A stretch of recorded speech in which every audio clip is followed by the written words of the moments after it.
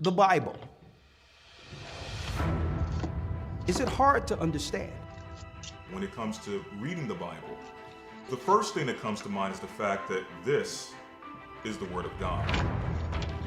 The seals have been broken, and the truth is here. And when we go throughout the scriptures, when we go throughout extra biblical records, we find that the language that God employed, that He used to create the heavens and the earth, was the Hebrew language. Christ said, I came for the lost sheep of the house of Israel. But yet no one, no religious leader, no religious church out there anywhere can now identify the 12 tribes of Israel. Can we? God is quite simple, but it seems as if man makes understanding Him hard. What are those mysteries? The truth of your book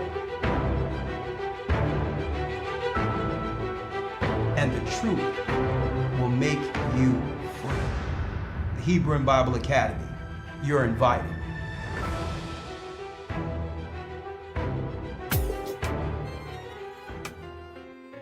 Shalom, shalom. Come on in.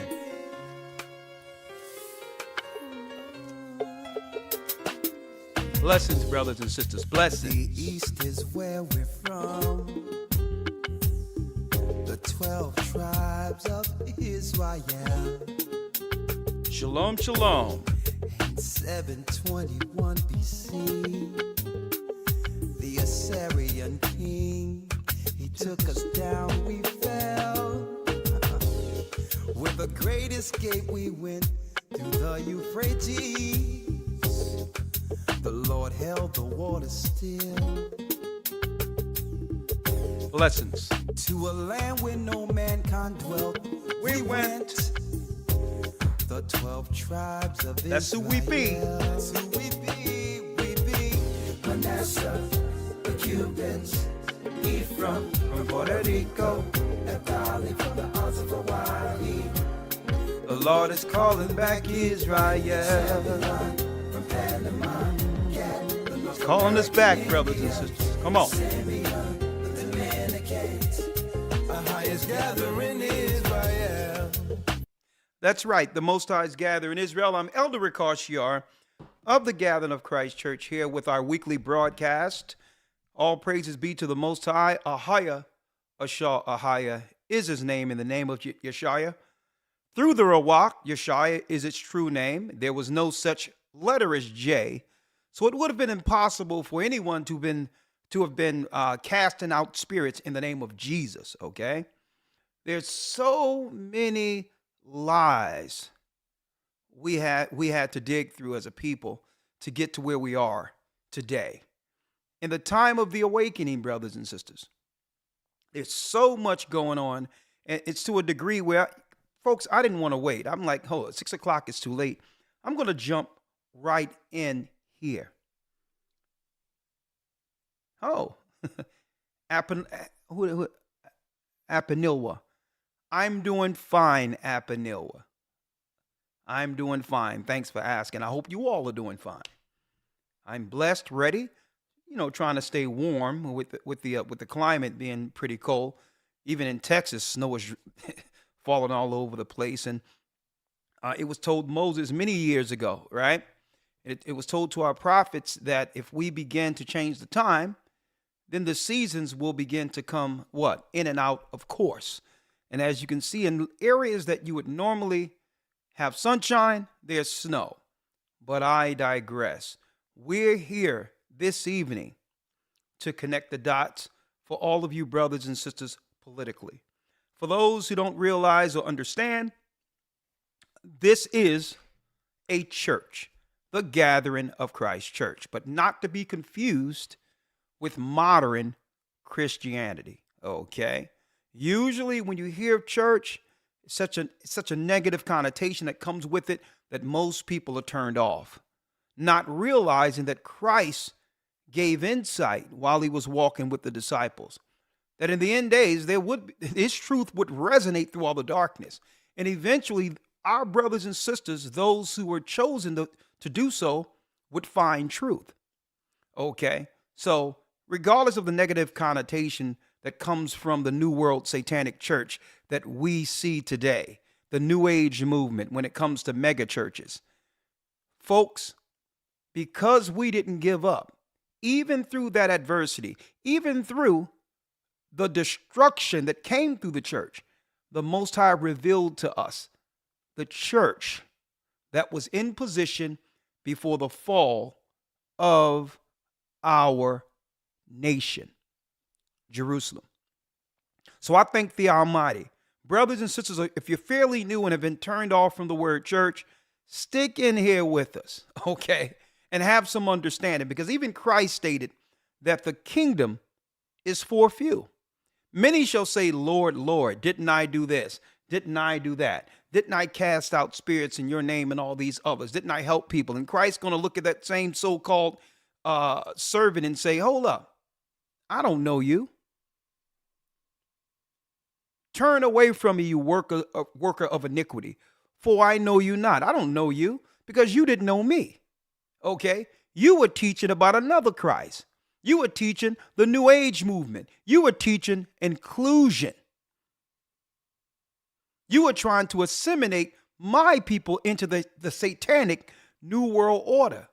Get out of my face. Now, when we focus on that Christ in of itself, we realize the Bible isn't wrong. The original church was correct.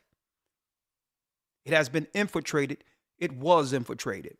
And I'm saying this, be patient, because I know it took thousands of years to turn us off concerning a word called church or a place called church. And even it have actually had many walk away from the Bible itself, believing that what we are witnessing in the earth today called church is actually written in the book. So I believe that the Most High, through the Holy Spirit, have done what? He have actually given us a respite. He have given us some rest to understand that the book we've always trusted upon, even in time past with no understanding, he have given us understanding that the book that we always loved and trusted on was as true as it was when we first began to believe in it. And that's why I thank the Most High for this church. I thank the Most High for the knowledge he bestowed in this work, folks. And keep in mind, it's not as if we are here in the church reinventing the wheel, okay? We're just servants. The only thing we did, in essence, was just say, let's get doctrine out of the way as far as the doctrine of men and deal with the book as it is written. And that in of itself led us back to the original church that was destroyed by the Roman Empire, by the Edomites. So speaking about that, before I go in, I would like to thank all my loyal academites in the academy. Thank you again. As you all can see, this academy is hitting hard. We went through what? We went into the creation of the universe, week 1, right? We went into week 2. What? Tracing the serpent seed to prove that what they call mythology and mythological gods aren't myth at all. These are the gods who came to this earth, who fell to this earth, who encompassed or was a part of that face of the deep. We all read about in Genesis 1. And they are the gods of this world. Okay, they are the gods of this world. Those who worship and follow Kabbalah, they worship the dark forces, Samael, Satan, your Vatican, and all these. They have hidden the fact that the gods they claim never existed as myth are actually the gods, that's right, they bow to, they serve, and receive technology from. Okay, but all in all, that's their God. What I'm trying to do through the Spirit of the Almighty is show what? A difference between what? The gods of the nations and the God of the Hebrews, the God of Israel. Okay, and the fact that Christ would make a line in the sand between those who would choose to follow him and the rest. And that leads us to our broadcast today, because we're going into week 3. Week 3, the promised seed. to prove beyond any shadow of a doubt, using archaeology, history, as well as the Bible, that the Most High have always had a what? A chosen people. That's who we are. That's who we are, folks. And I'm going into that, and I hope you can participate with us with this. Week 3, is there a chosen people? Is there a spiritual Israelite and all these others Christians are talking about? Have they lied on us? Well, folks, if anything, you'll see it this academy. You'll see it. I'm going to break it down through the precepts, Lawyer and I, from Genesis to Revelations, to prove that Israel has always existed. Okay? Just because we fell according to a curse doesn't mean the Most High forgot about us. And I'm going to talk about that and prove the doctrine of Christianity is a lie concerning that they don't know who God's people are and all these others. Folks, if anything, I can thank the Most High for, and again, go to historytimes.org to enroll. We still have spots in.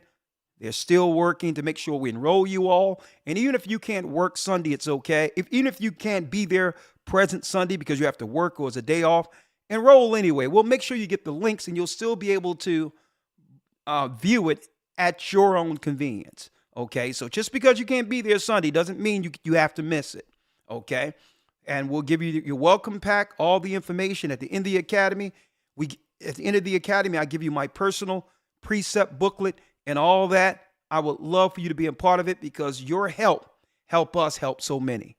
So go to historytimes.org to enroll. Now, jumping right in, brothers and sisters, jumping right in.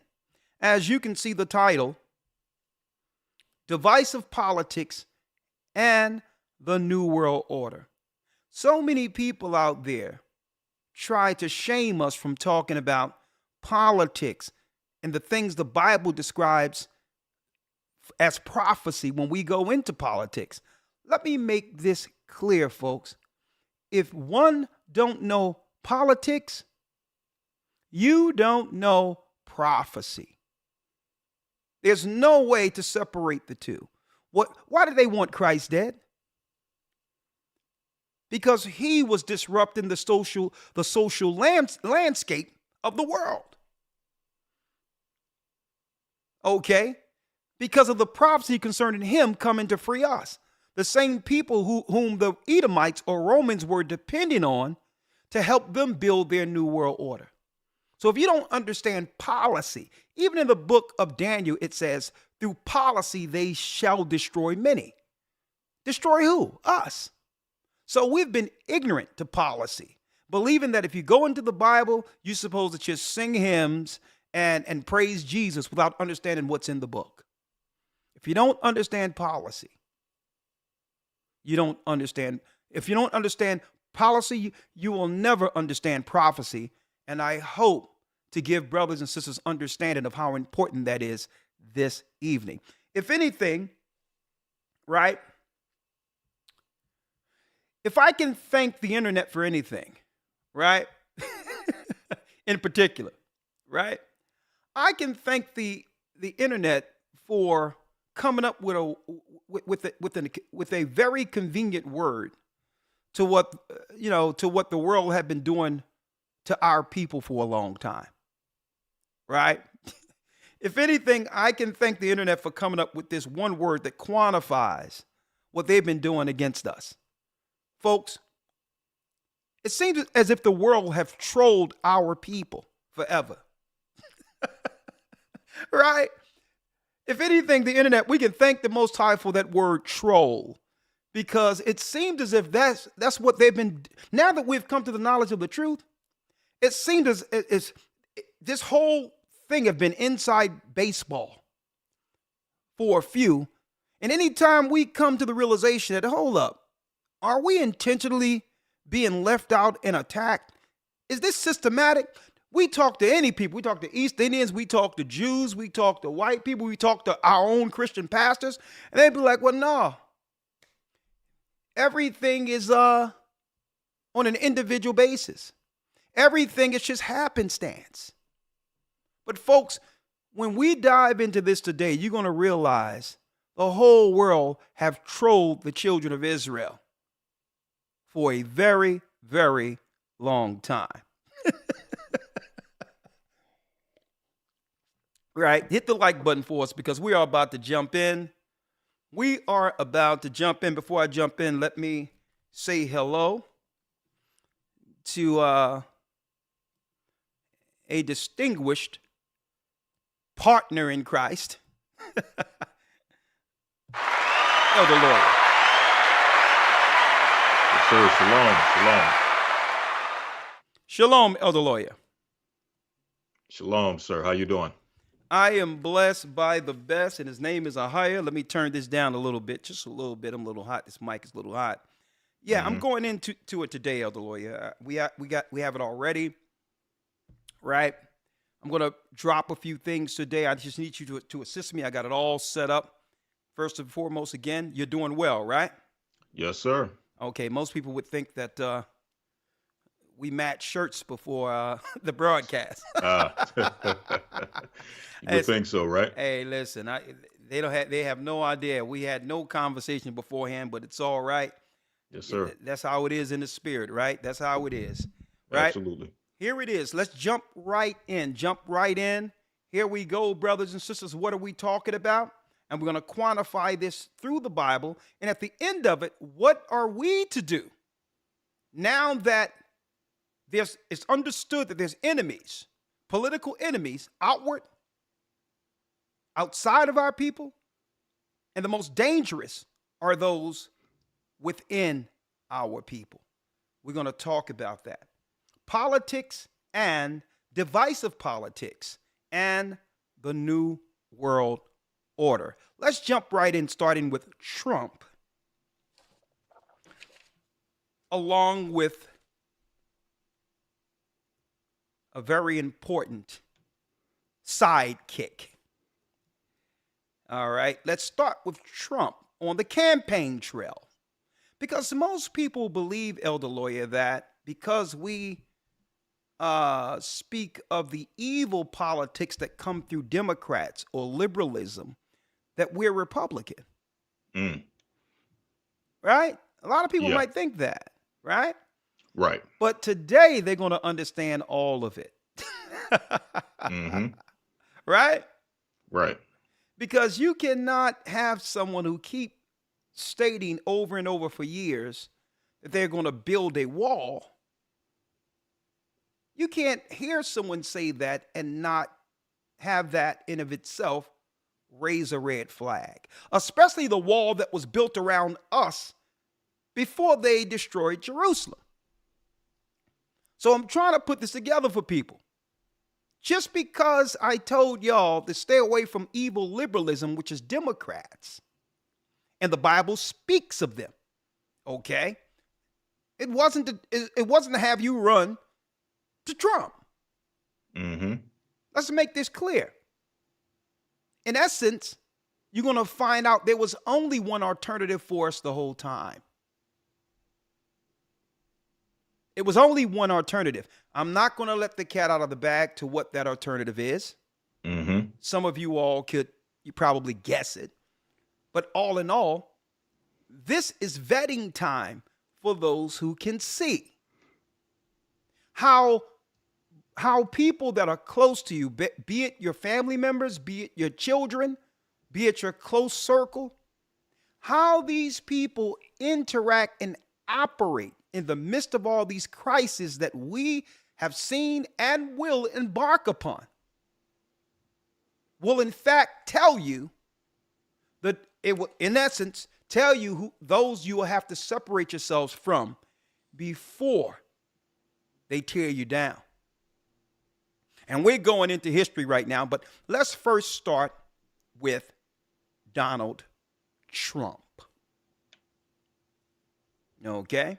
And why did I say stay away from liberal Democrats? Well, I'm going to go into that in a moment, but before I go there, I focused on Democrats because that's the party our people predominantly trust.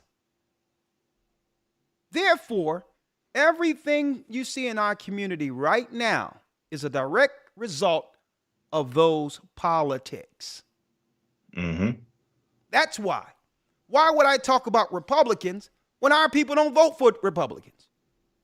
So if you look at what's going on in our neighborhoods, the destructive behaviors that's happening, and we've been predominantly a liberal Democrat constituency, common sense will tell our people that they have been what? Formed to destroy us. So why would I focus on a party that our people don't even care about? How did the New World Order, Satan, use either of these particular parties against the children of Israel? That's who we are. We're going to talk about this. But let's look at, real quick, Elder Lawyer, if you will, Donald Trump on the campaign trail with a familiar character by the name of Klaus Schwab. Klaus Schwab so happened to be German. He's a German Jew, right? So here it is. Why am I pointing out this concern in him right now? Because, of course, y'all know how it is when it comes to politics. Let's let everybody in and totally overrun the cities. I'm going to show you the scriptures and policy on that. Only to have everyone say, well, hold up. We need a savior to save us from what the government, Democrats and Republicans, agreed to happen. They both agreed and allowed this to happen. Right. Okay. So automatically everyone is going to run to the next side. Right? Knowing that both of those parties together allowed the migrants to overrun the cities. Why are they overrunning the cities? And what are the politics in place to remedy or to solve those issues? Well, I guess that's what Trump and this New World Order leader by the name of Klaus Schwab probably were discussing. A matter of fact, it used to be called Bilderberg, but they just had another meeting, Bill Gates and others, with this guy here from the World Economic Forum last week. Now, what they're going to talk about, I'm going to deal with that next week, but I want to focus on what? The divisive politics and the New World Order. Give you a biblical perspective with an answer according to God on how we must roll, understanding that either side has always been against us. Check this out. Fair use for educational uses only. Well, we've loved it. We think it's a great country, a beautiful country, and we have had a tremendous success. Yeah, great success. And this gentleman, as you... He said, we have had what? We have had what? Yeah, great success. And this have had a tremendous success. We have had tremendous success. Now, folks, the guy you see here is more powerful than any politician in the world. Now, the majority of our people would see this particular video and wouldn't understand the gravity of this particular scene here. Now, politically, they walked out there together. Why? For what you call a photo op, a public pronouncing to the world that Trump is on board with the World Economic Forum's agenda. What does that agenda have to do with us? Well, folks, the World Economic Forum shapes the policy that usually comes out of crises.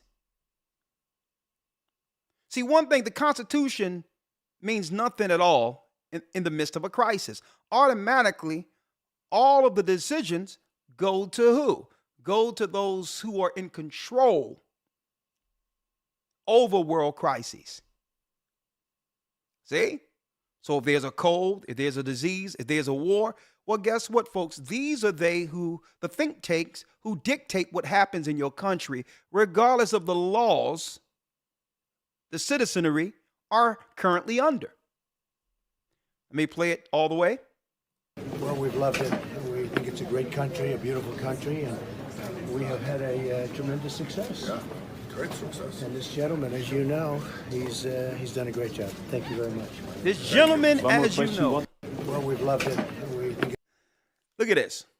See this? This gentleman, as you know, has done a great job.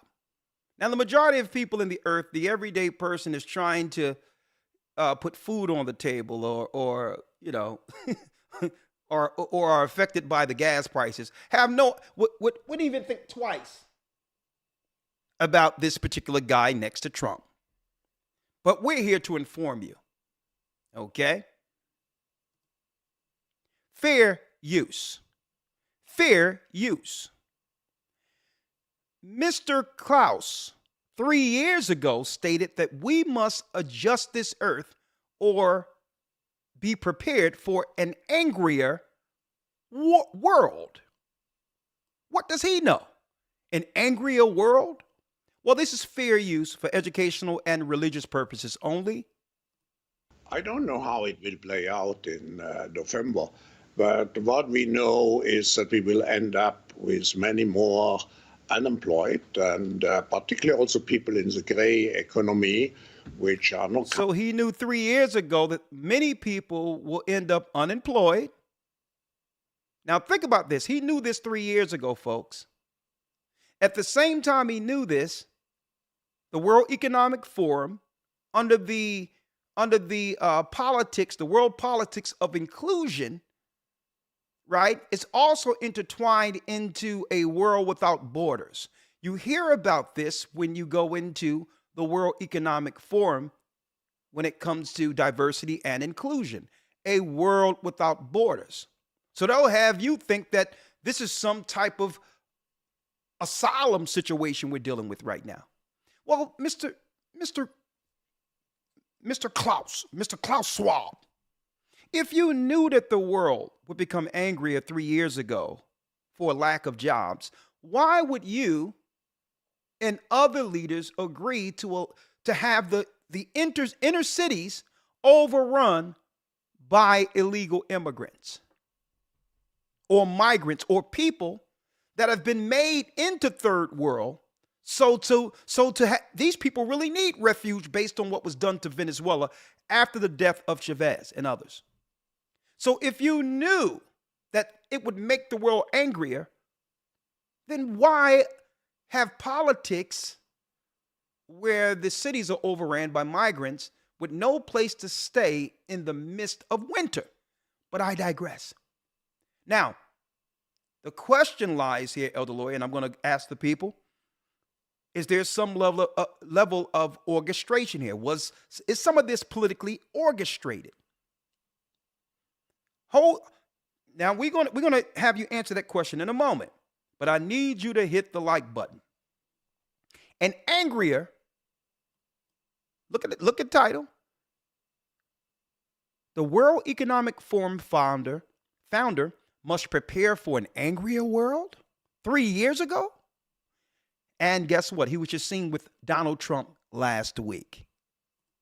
I don't know how it will play out in November, but what we know is that we will end up with many more unemployed and particularly also people in the gray economy, which are not counted for, who lose their jobs. So we will see definitively a lot of anger already now, but probably increased by the end of the year, because this crisis will be with us until we really have found a remedy.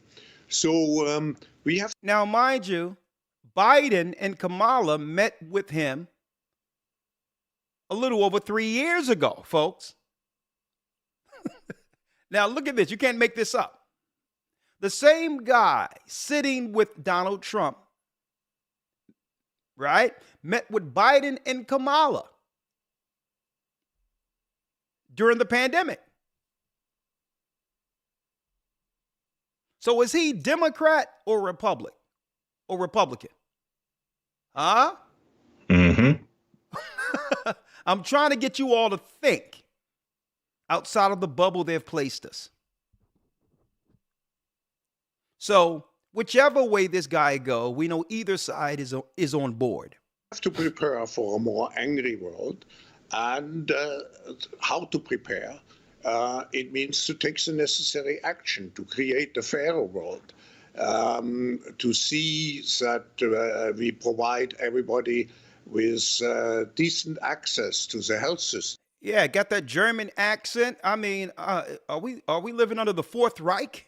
That we make sure that those people who are really left behind, and I'm not speaking only on national levels, I'm speaking also internationally. If I see now the tragedy in some of the emerging countries like South Africa, like some countries in East. Listen to the countries he's highlighting here. I mean, why are they always up in our sauce, up in our stew? Think about this. I'm going to show you why in a moment. East Asia. I think it's all, I don't have too many remedies. The remedies have to be discussed through dialogue by the stakeholders of our global system. But by stakeholders of our global system. He's saying decisions have to be made by stakeholders of our global system, not by our elected officials. See, I have to stop this and break it down for y'all so that you brothers and sisters can understand what's going on. So who are the international stakeholders who are making decisions for what you would call free countries?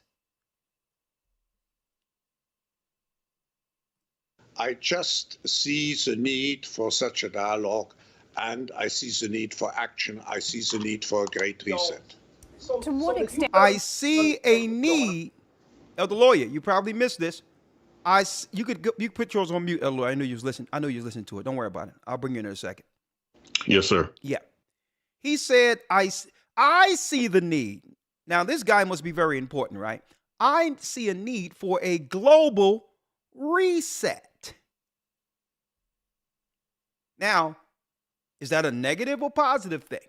A global reset for those who are suffering under the current world status, the current world conditions, right? You have people that can't even adjust to what we're dealing with now. And he's talking about, he see a need for a new global reset without telling the world what that entails. What does that mean for the people who live on earth? Mainly in Western countries or the world abroad. Well, you're here. This is where we get some of these answers, right? Then would a reset be brought about by a change in the White? Will a reset? To what extent would a reset be brought about by a change in the White House, the election of Joe Biden, for instance? See? The election of Joe Biden, for instance. So, folks, the reset already happened. When they released the world out of the pandemic, the world was released into a new system. In order to set up a new system, the whole world had to stop to put the what? The new world infrastructure in place. Everything you're seeing now, whether you agree with it or not, came out of the reset. When you look up and you're seeing all these foreign people around you and all that, a world without borders is what they talked about on what? The economic forum. The World Economic Forum is what we're living under now, which is really social warfare. What I'm showing you, brothers and sisters, you have to know what a social mercenary look like. What does a social mercenary look like? Mercenaries are usually paid to take out an enemy. Now, what makes them mercenaries is the fact that they're not aligned to any particular army or country. A mercenary is what? You got it. A mercenary is an individual asset who's willing to attack anyone, anybody, under a mercenary contract based on pay. What we are witnessing today, whether it be illegal immigrants or whatever the case is, are mercenaries, because they're not coming over just to come over. They're being paid and being promised payment to destabilize the cities. And we're going to talk about that. These are mercenaries. Fair use, education, and religious purposes only. I don't know. We shouldn't speculate about the outcome of the election. We will see beginning of November, and then we can, in any case, we can, and the World Economic Forum is very open and as an open platform to integrate everybody who is. To integrate. Listen to what he's saying, folks. Don't let his accent go over your head. We must integrate. Listen to what that is, folks. Folks, listen. What is opposite of integration? Segregation. Remember, I've told you this. We're going backward now in a moment. Segregation, desegregation was the New World Order's plan to destroy us. The opposite of integration is segregation. Follow me here. Is willing to address those issues in a spirit, which means in the spirit of Satan, obviously, to exercise here true global citizenship. I want to just pick up on true to exercise, you better hear this, to exercise true global citizenship. Now, you're already a citizen of a country, right? So what have you been integrated into? We're going to talk about that in a moment. Okay, there's nothing new under the sun. These people have never had an original idea. What he's saying is exactly out of the scriptures. That's right. From throughout history. That wicked one around 137 BC of Antiochus Epiphanes. And we're going to talk about that in a moment, right? So they never had an original idea in their lives. It's because our people don't understand history. You don't understand where this is going. Right? on some of the economic projections. In your book, you tackle what the future may look like. And at this stage, we're grappling with various letters of the alphabet, whether it's a V or a U or perhaps even a symbol, a tick shape. Can you just give us some clues about the growth down the track, what we can expect? What can we expect? First, if we look at it at the national or global level, at the macroeconomic level, one of the things we address very much in the book and we are concerned is the increased debt level. We spend about 10 trillion worldwide to deal with the short-term negative effects of the pandemics. But we should be aware we are just increasing our debt situation. And we were already very much debt loaded before we went into. Now, mind you, folks, a disease that could cripple the world was discussed under the same forum years before it actually happened. That's not allegedly.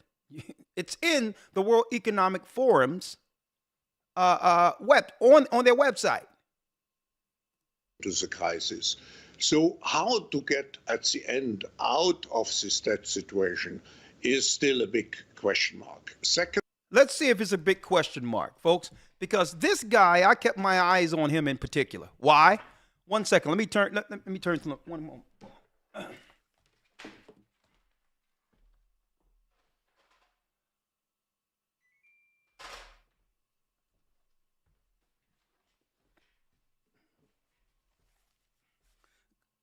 going right along, because I don't want to spend too much time on him, but I kept my eye on this particular character for a long while now. Now, he just met not too long ago also with Bill Gates last week. And what's discussed is that there's a possibility of another thing coming 20 times more virulent than what was discussed a few years ago that shut the world down. Now, I don't know how they would know this, out of nowhere. How would they know exactly how something is going to affect something in the future? I mean, hey, but I'm gonna leave that alone here. Let's just talk about the politics. I've been keeping my eye on this guy for a long time, right? Klaus Schwab, right? Listen to this. Very fast. But can you imagine that in 10 years when we are sitting here, we have an implant in our brains? Can you imagine what? Can you imagine when we're sitting here 10 years from now with an implant in our brains? Advancing very fast. But can you imagine that in 10 years when we are sitting here, we have an implant in our brains? And I can immediately feel, because you all will have implants, and we measure your brain waves, and I can measure your brain waves. He says, he told everybody in the room. So all of them must be down with this. Well, we all going to have it, right? Advancing very fast. But can you imagine that in 10 years when we are sitting here, we have an implant in our brains, and I can immediately feel, because you all will have implants, and we measure your brain waves, and I can immediately tell you how the people react, or I can feel how the people react to your answers. Is it imaginable? He can feel what other people are thinking and feeling? Now, I don't know about you all, folks. Do you want to have this guy around knowing what you're thinking and feeling?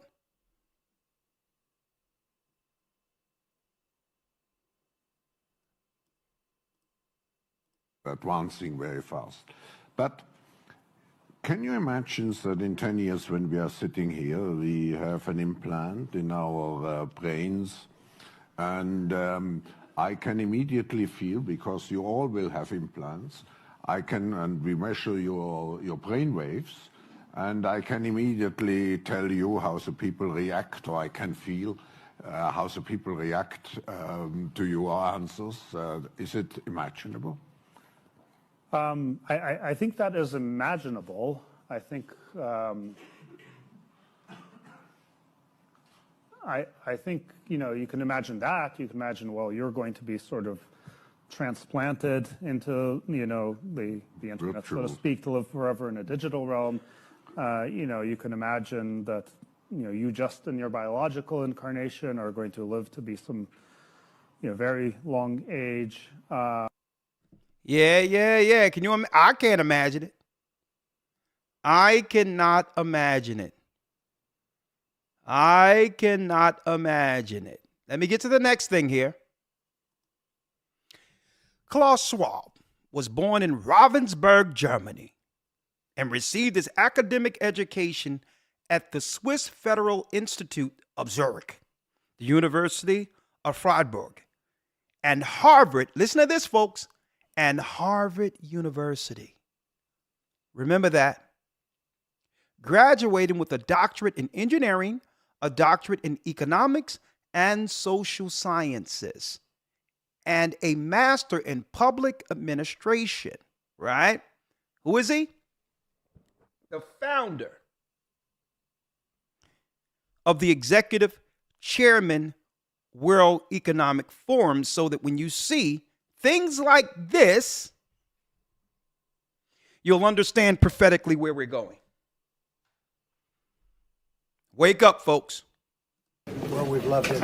We think it's a great country, a beautiful country, and we have had a tremendous success. Yeah, great success. And this gentleman, as you know, he's done a great job. Thank you very much.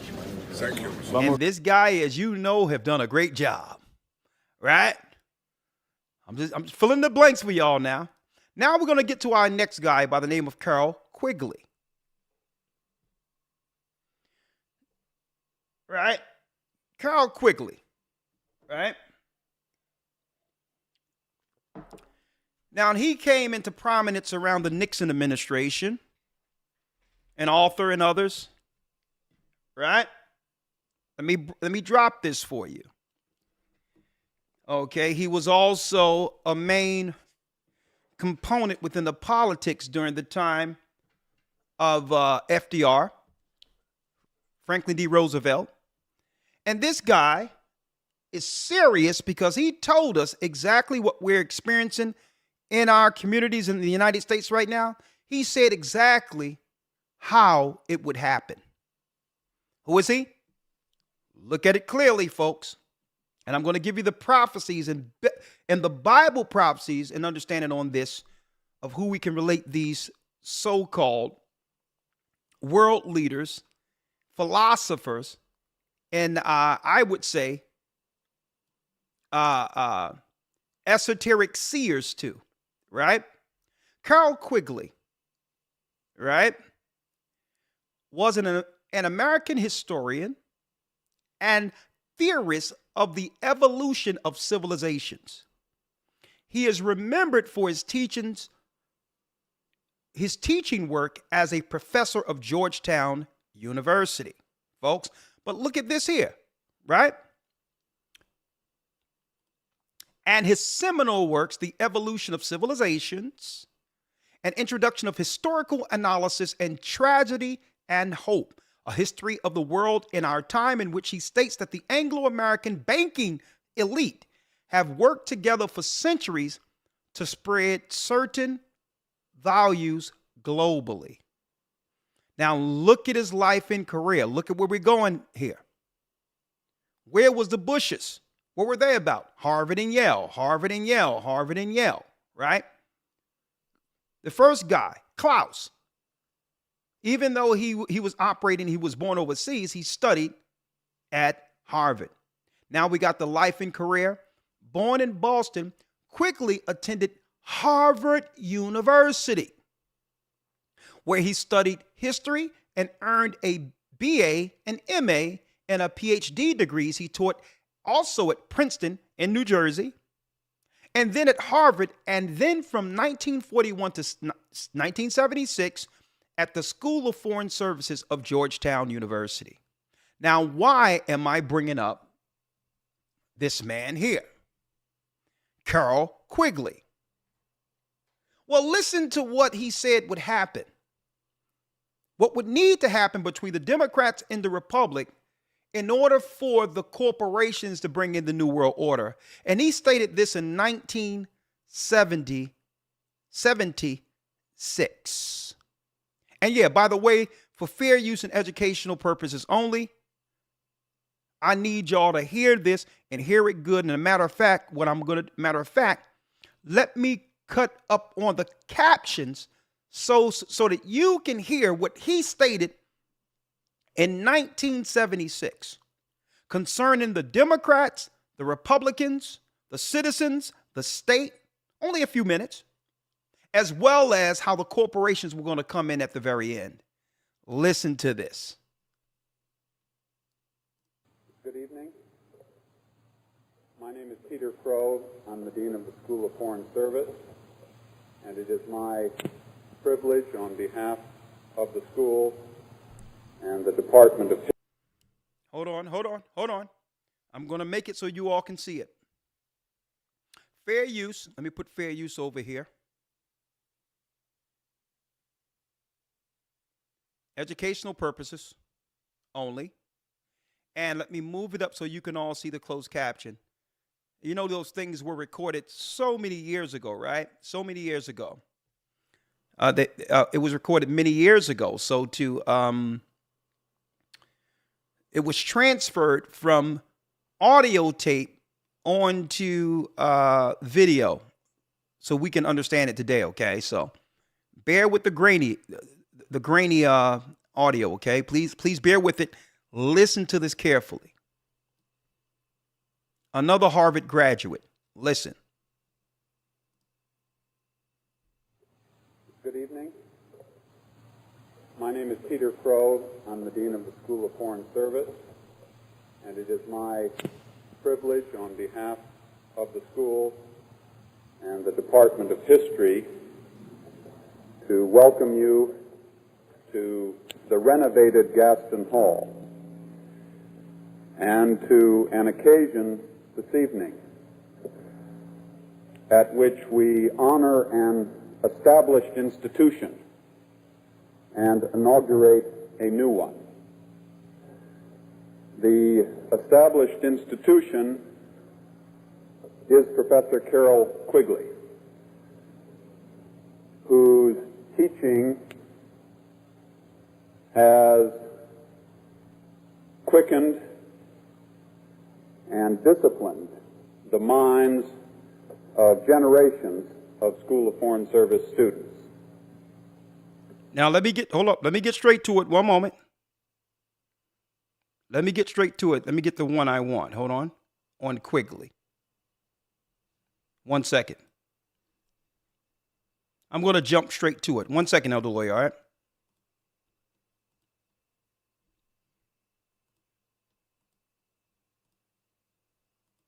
Bear with me. Hold on.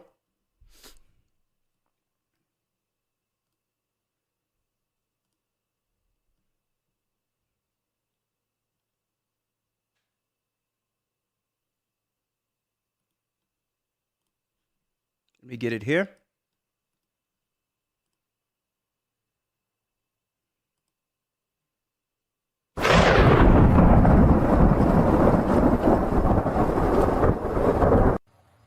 There have been numerous... Okay, this is what I need, okay?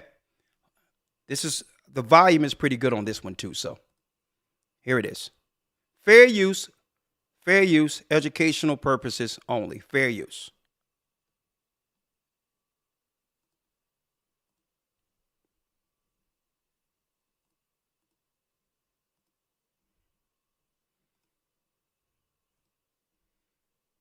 Okay, we good. Check this out. Elder Lawyer, listen to this.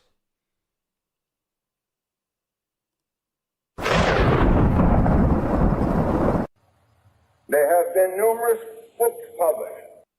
There's been numerous books published. Let me put the closed caption on. Hold on.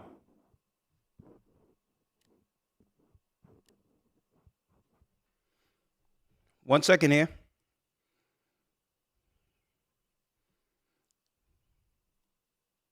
There we go. There's been numerous books published. Listen.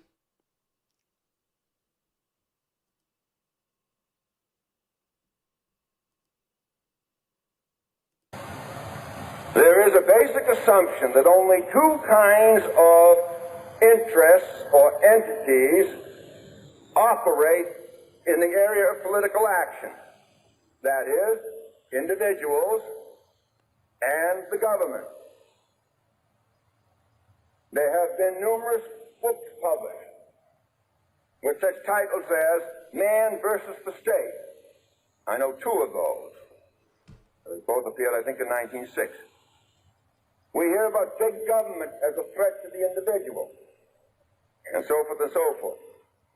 Conservatives now are telling us that we must curtail government, cut government spending, cut government powers, reduce government personnel. Now, he's saying on the conservative side, on the conservatives, it's saying that we should have what? Smaller government, right? Smaller government, less spending so that the people can have what?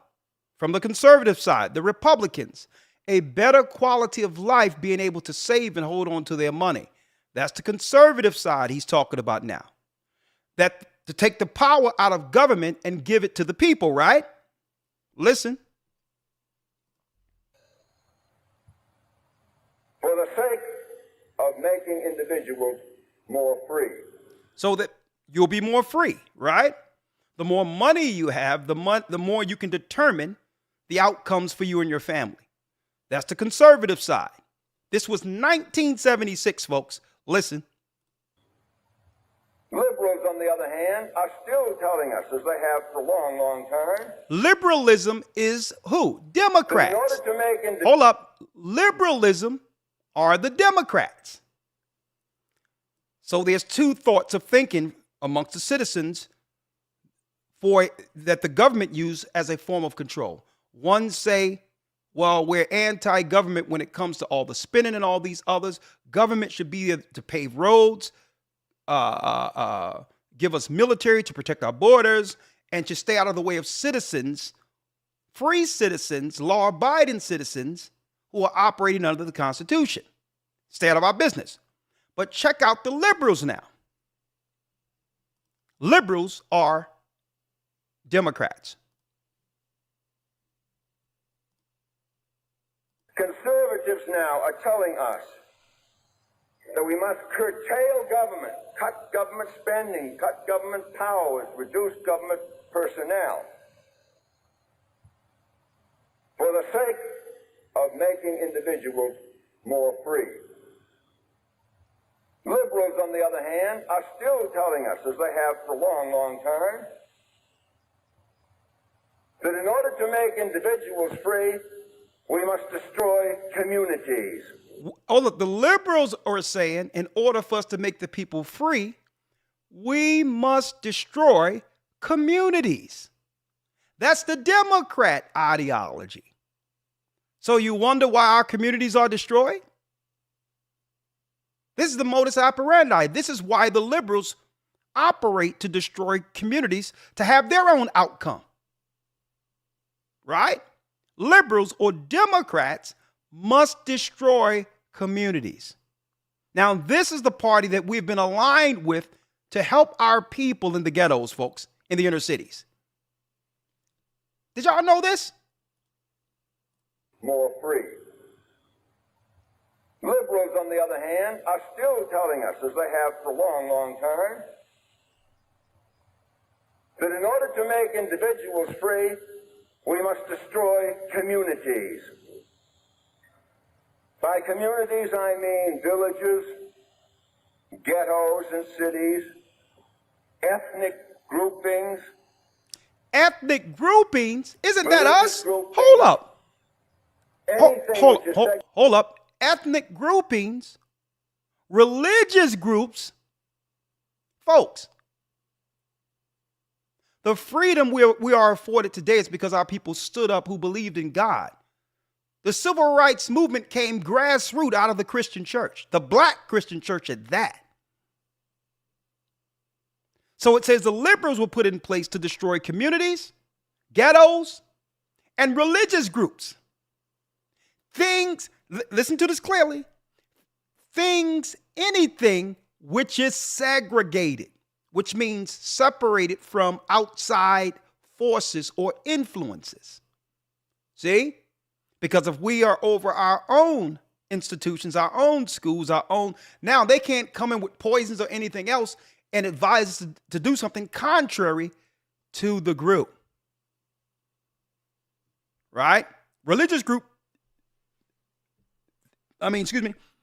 So liberals are set up to destroy the foundations of what our people have always stood for. Segregated. We must destroy them so that all individuals would be, if possible, identical. So that all people, if possible, can become identical. Including what? Boys and girls. Including boys and girls. 1976 tells us they knew why the Democrats was set up from the beginning. We're at the last phase of the liberal plan to destroy us. Long time. That in order to make individuals free, we must destroy communities. By communities, I mean villages, ghettos and cities, ethnic groupings, religious groupings. Now you wonder why all of the natural, cultural, artistic value we brought to this country has now been totally eradicated and erased before us. You notice that? We were identified culturally as a people based on what? Based on what came out of struggle and all that, right? Rap became what? An art form, speaking against justice, speaking to what we experience, and now it's become Nas X. Nas X. Gospel was music speaking to what? The grassroots understanding of our slavery to one day make it back to Zion, and it became Kirk Franklin and Tyler Perry. Right? Even the music of our women who used to sing about love. There's nothing like my guy. He may not be a movie star, but he don't have to be rich. He don't have to be high value. But when it comes to being happy, we are. There's not a man today who can take me away from my guy. They switched her out with Little Red, with Sexy Red. Harlotry. This was the plan. Integration. Ethnic groupings, religious groupings, anything which is segregated, we must destroy them so that all individuals would be, if possible, identical. And I had to go into this, brothers and sisters, right after the so-called celebration of the great Martin Luther King, because Martin Luther King seen this, seen what the liberal was trying to do by attaching themselves to him, and says, and he quoted, "I'm afraid that I've led my people into a burning house," and said, well, listen, we must change this midstream to know the only way to protect our people from the integration is to make sure our people, the descendants of slaves, the tribe of Judah, receive reparations. If we're not financially taken care of first, these other people are going to come in and utterly decimate us. Utterly decimate us. And he knew it. He knew what? He knew the innocence from a large scale, being that we were predominantly a Christian people, could not rival the evil we were getting integrated into. We were too trusting. And if we aren't protected, being such a trusted people, these liberals would rip our families apart. They would join our churches. They'll become what? They become leaders and principals over our schools. They would begin to lead our religious institutions and focus on destroying our children and turning them out.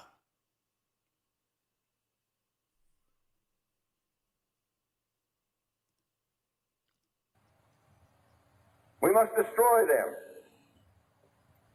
so that all individuals would be, if possible, identical, including boys and girls. Including boys and what? Including boys and girls. Transgenderism. Folks, this was a private meeting amongst the elites on what the liberal agenda should be, what their plans are for where our people live.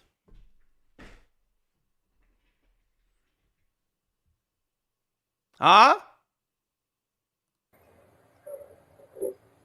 But the area of political action, and I won't draw it on here, but just assume a circle of political action in which you have government, individuals acting in there. But you also have at least two other groups, really three others, voluntary associations. Voluntary associations, folks. They was going to use activism. Voluntary associations who are mercenaries. They're going to come in under the guise of philanthropy in our communities as if they are for our causes. But the people who were for our causes had to be what? Had to be silenced first so that they could hijack protesting and activism. So they'll do it through voluntary associations like the satanic Marxist Black Lives Matter.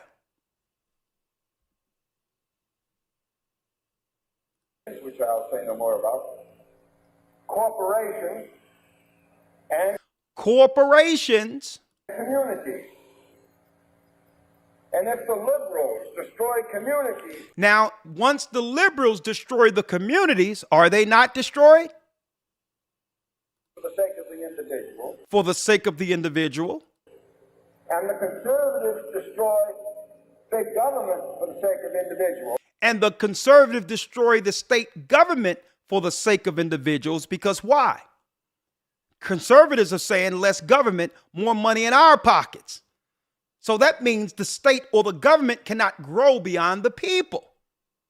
So if each of those work on either side, you're going to have an area of political action in which irresponsible and immensely powerful corporations are engaged in opposition.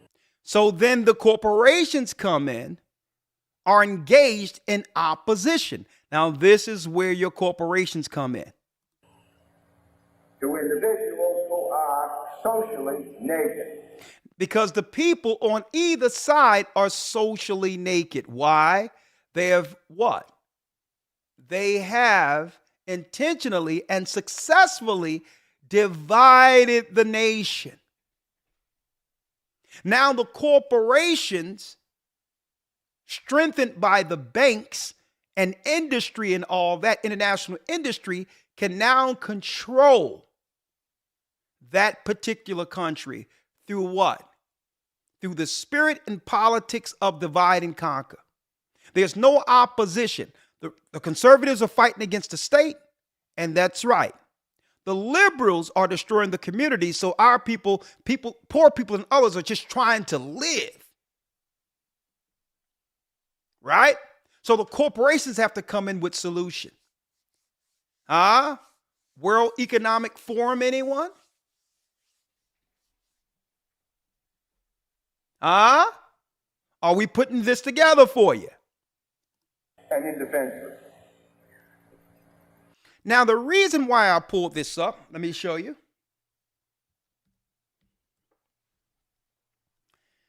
There are 3 basic ways to win obedience, right? Here's one of Quigley's quotes. There are 3 ways to win obedience: by force, by buy-in consent with wealth, and by persuasion. Quigley, Harvard professor, right? Now watch where I'm going here. Watch where I'm going. Thank you, other lawyer, because you sent this to me a couple of minutes ago. I seen it the other day. They could not roll this out until they get rid of those who resisted. No way liberals would have been able to destroy our inner cities if Martin Luther King and Malcolm X lived. They was tipping our communities off at a time where all the religious institutions were united and aligned against those on the outside of us. Fair use. So now we see how the enemy works on the outside. Now let's talk about the politics on the inside. Divisive politics and the New World Order. Fair use. Hit that like button for me, please. Please. Many people need to hear this.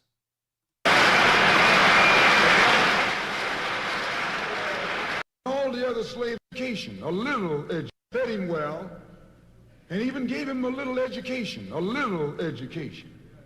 Gave him and dressed, took Tom Now notice Malcolm is going to start off with people who brag about degrees. Now look at what the enemy does with their degrees, and look what our people does with theirs. It's like we get a degree just to brag to other people within our community that's gone to hell about our education.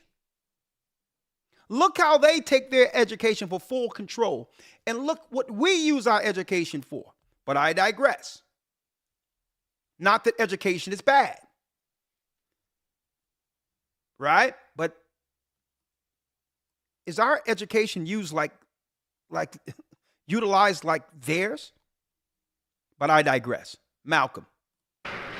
The slave master took Tom and dressed him well and fed him well and even gave him a little education. Gave him a long coat and a top hat and made all the other slaves look up to him. Then he used Tom to control them. The same strategy that was used in those days is used today by the same white man. He take a Negro, so-called Negro, and make him prominent, build him up, publicize him, make him a celebrity, and then he becomes a spokesman for Negroes and a Negro leader.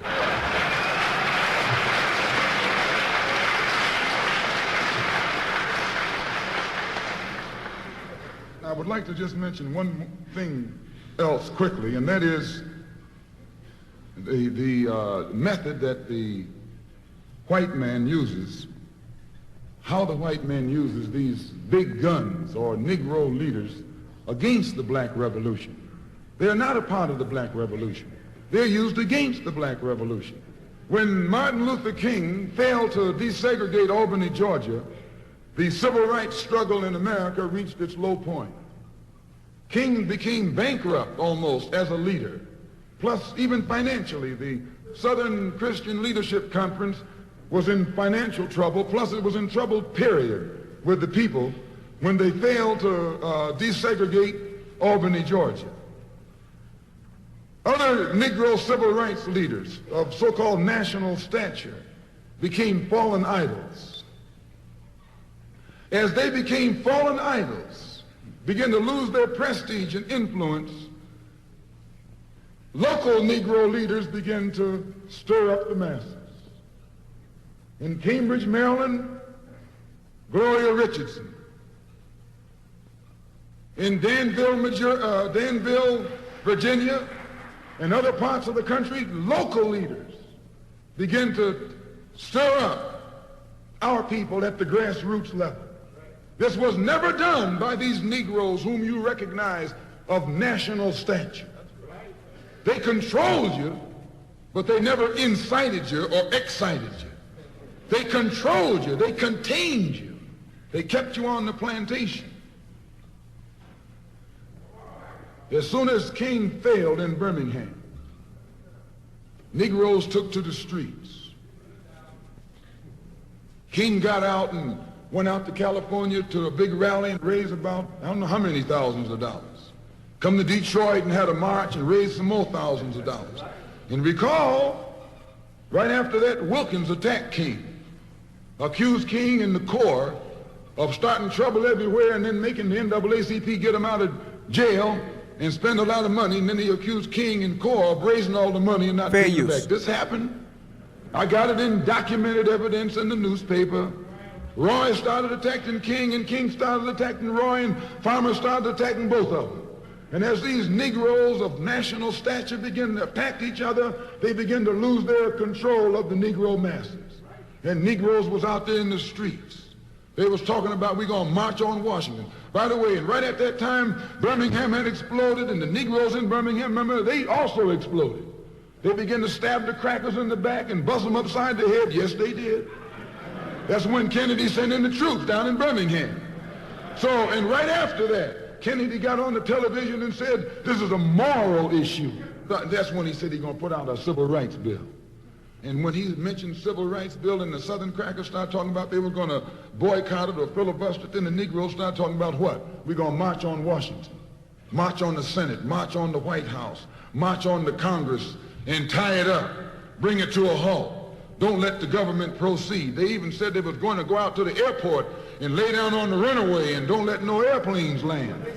I'm telling you what they said. That was revolution. That was revolution. That was the black revolution. It was the grassroots out there in the street. Scared the white man to death. Scared the white power structure in Washington, D.C. to death. I was there.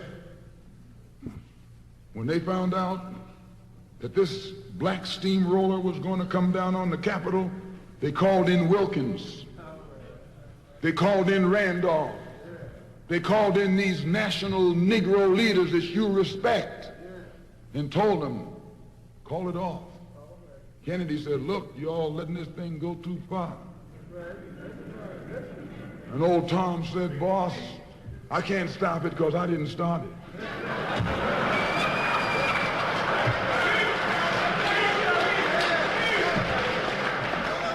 I'm telling you what they said. They said, I'm not even in it, much less at the head of it. They said, these Negroes are doing things on their own.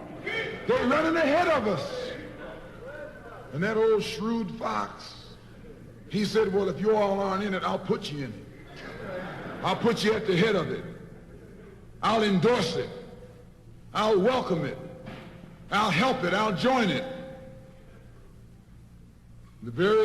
A matter of hours went by. They had a meeting at the Carlisle Hotel in New York City. The Carlisle Hotel is owned by the Kennedy family. That's the hotel Kennedy spent the night at 2 nights ago. Belongs to his family. A philanthropic society headed by a white man named Stephen Currier called all the top civil rights leaders together at the Carlisle Hotel and told them that by you all fighting each other, you're destroying the civil rights movement. And since you're fighting over money from white liberals, let us set up what's known as the Council for United Civil Rights Leadership. Let's form this council, and all the civil rights organizations will belong to it. And we'll use it for fundraising purposes. Let me show you how tricky the white man is. And as soon as they got it formed, they elected Whitney Young as the chairman. And who you think became the co-chairman? Stephen Currier, the white man. A millionaire. Powell was talking about it down at the Cobo today. This is what he was talking about. Powell knows it happened. Randolph knows it happened. Wilkins knows it happened. King knows it happened. Every one of that so-called Big Six.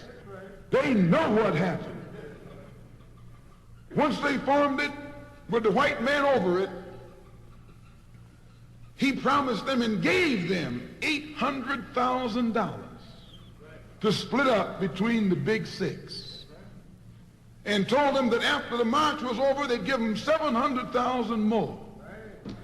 $1.5 million split up between leaders that you've been following, going to jail for, crying crocodile tears for, and they've nothing but Frank James and Jesse James and brothers.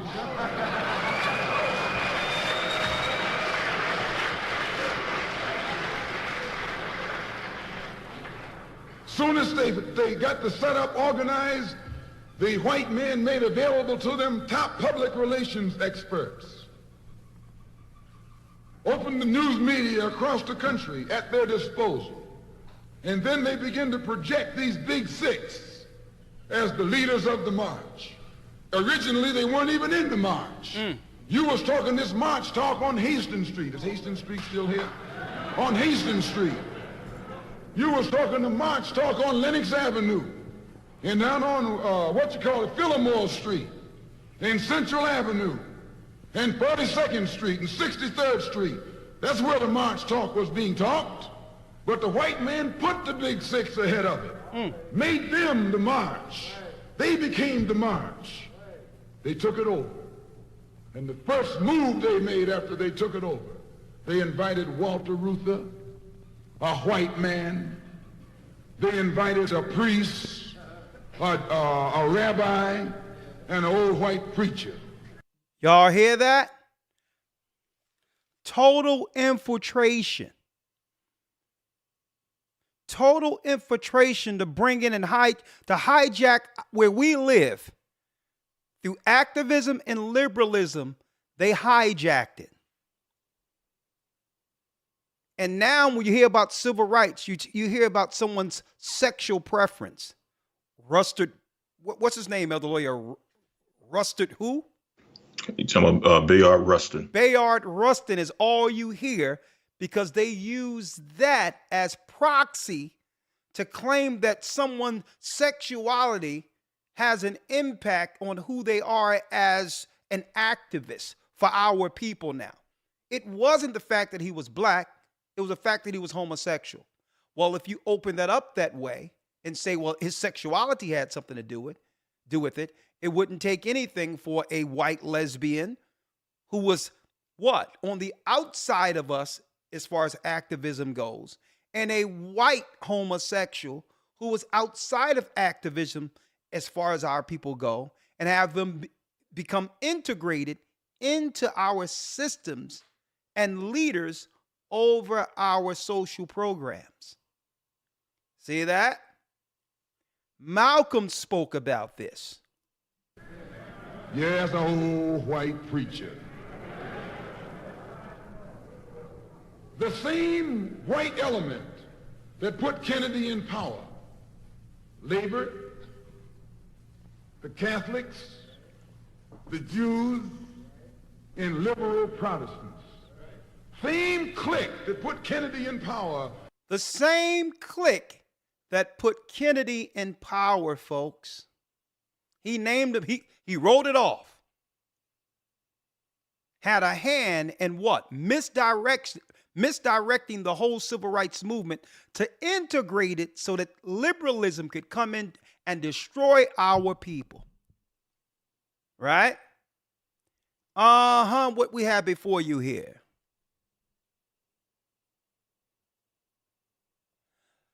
The Kabbalah,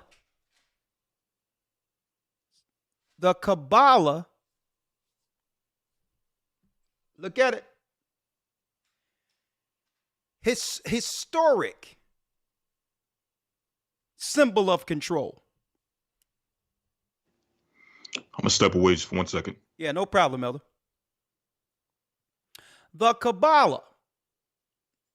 Right? Let me go here.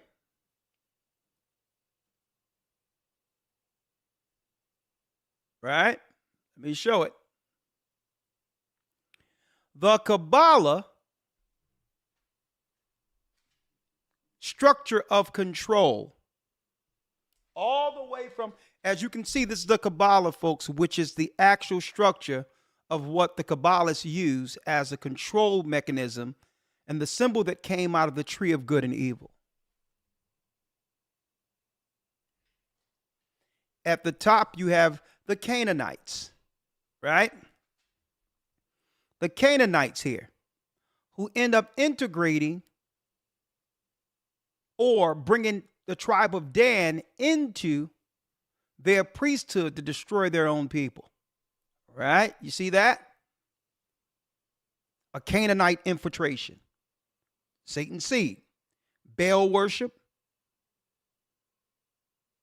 And then on the right side, you have the kings of Babylon, right? Right here. Then you got Pharaoh of Egypt working against the Hyksos, which were our people. Then you have all the way down the Roman Empire and the Judean Empire after the fall of Jerusalem, which was synagogue Satan that was actually infiltrated by who? You got it.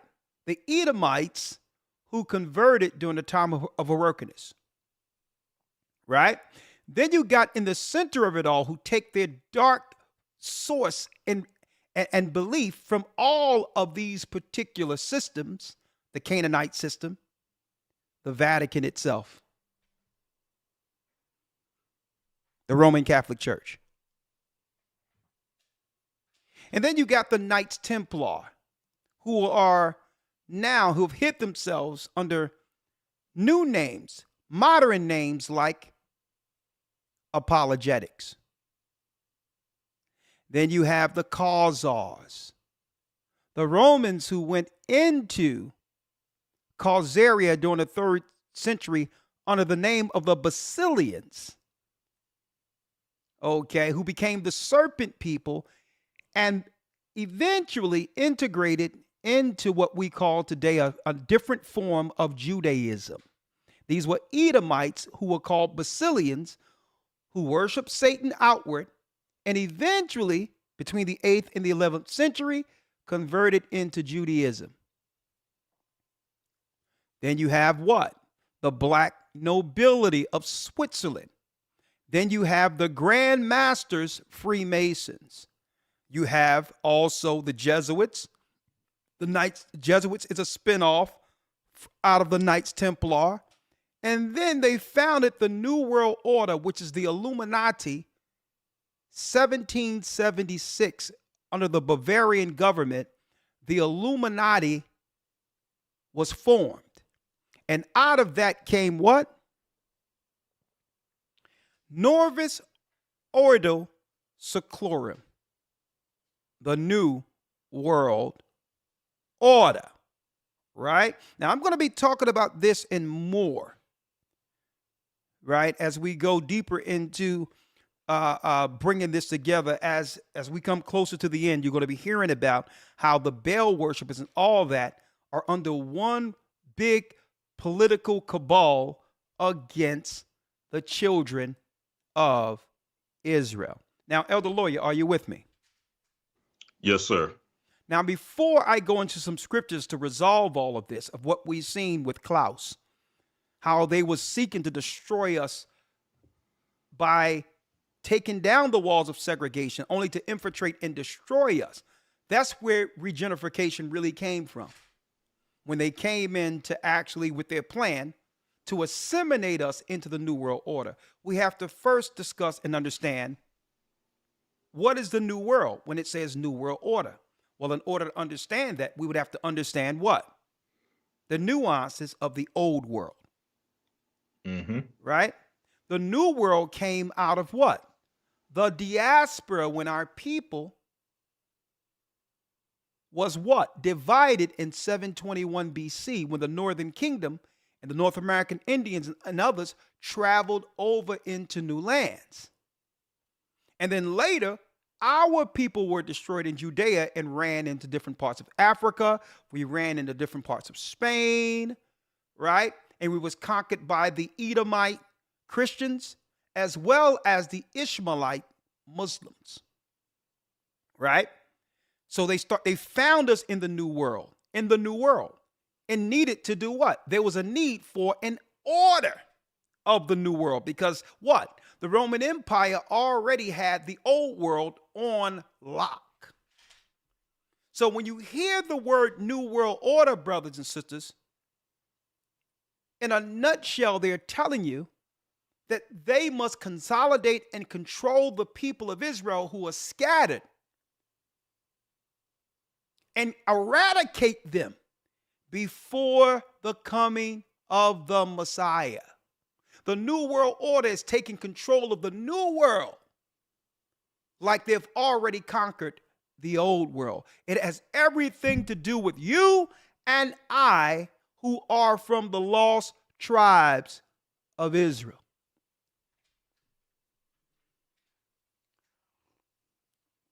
So when they say New World Order, a lot of people don't understand the optics of that. You don't understand what it is. All in all, you have to understand, well, who controlled the old world? And why would there be a need for a new world? When they conquered the Americas, right, amongst their so-called conquerors and others, they said that they found what, folks? The new world. And now they're looking to establish, after finding these people, a new world order. Well, who are these people they found? Right? The New World Order is to actually do what?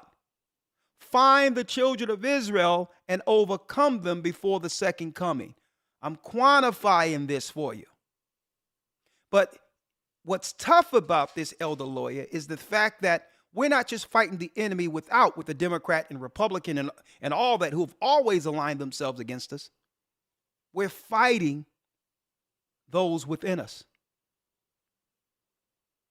The biggest issue we have is the same issue Malcolm X pointed out, Martin Luther King pointed out, that the enemy is going to be the enemy. But why is there always someone amongst our own people seeking to help the other side destroy us? So, Elder Lawyer, if you may, let's grab a few of those real quick. Yes, sir. Let's go to the book of Maccabees, the first chapter, 1 and 10 first. Yes, sir. Maccabees 1 and 10. Now, why am I going to Maccabees 1 and 10? For those who missed it, just to give you a quick overview here, a synopsis here. For those who missed it, Donald Trump was just seen with this guy right here. He was just seen last week with that guy. Okay. Who is that guy you see before you? He is Mr. Klaus, the head of the Economic Forum. The head of the Economic Forum. You've seen him prominently during the time of what? During the time of the pandemic. Right? Shaping what? The politics, financially and otherwise, for the world to come. Knowing that eventually, after the reset, the whole world would be what? It would become angry and defiant based on the new policy coming directly out of Europe. He's a German. Okay? He's a German. Okay? Who is he? Klaus Schwab, who said what? Eventually, that they have a plan to make sure that people have chips in their brain. Right? And then I brought up who? I brought up after him, Carol Quigley, who said the liberals' agenda is to come into the community and dismantle communities where there's no difference between people, boys or girls. This was 1976. And in order to do so, they must tear down all religious institutions, right? You see what's going on right now? They must tear down any ghetto or ethnic things that individualize or separate us from the rest, which is our culture. They had to infiltrate and destroy from the inside. And then it gives full power to the corporations to destroy both sides. The liberal side that was set up to destroy communities, and the conservative side that was set up initially to fight government. So to what? Allow citizens to have finances for their families going forward. Well, the corporations would come in and bring order against both sides, Democrat and or Republican. And I'll play it later for those who missed it. All right. Now we're going to show you, according to the Bible, the agendas that they're pushing. And why are they pushing these particular policies or agendas on either side, Democrat or Republican? Well, it comes from an ideology, from a man called Antiochus Epiphanes. All right? Elder Lawyer, if you will, and this is second century BC.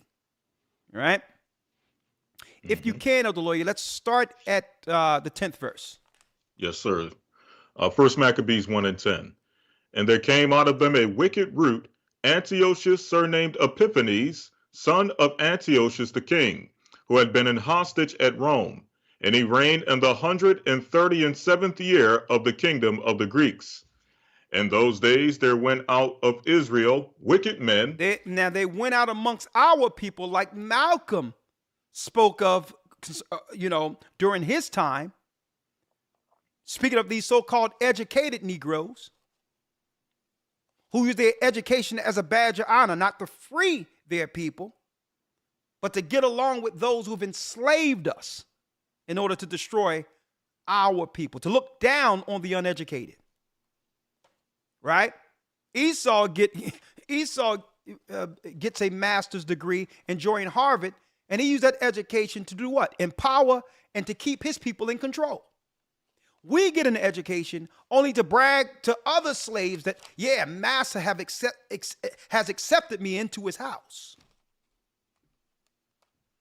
Mm-hmm. And to only hold that as some type of leverage over the people, that we should use our education, that we should use our power to help set free.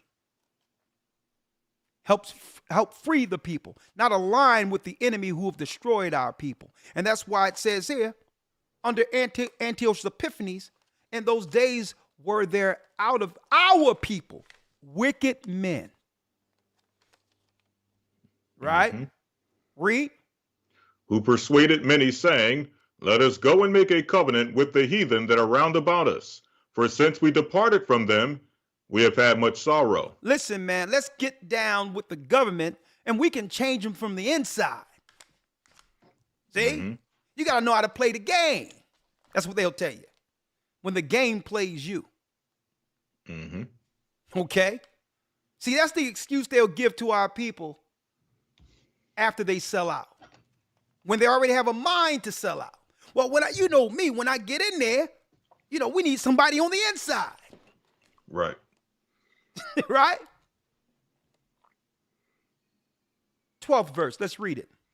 Yes, sir. Verse 12. So this device pleased them well.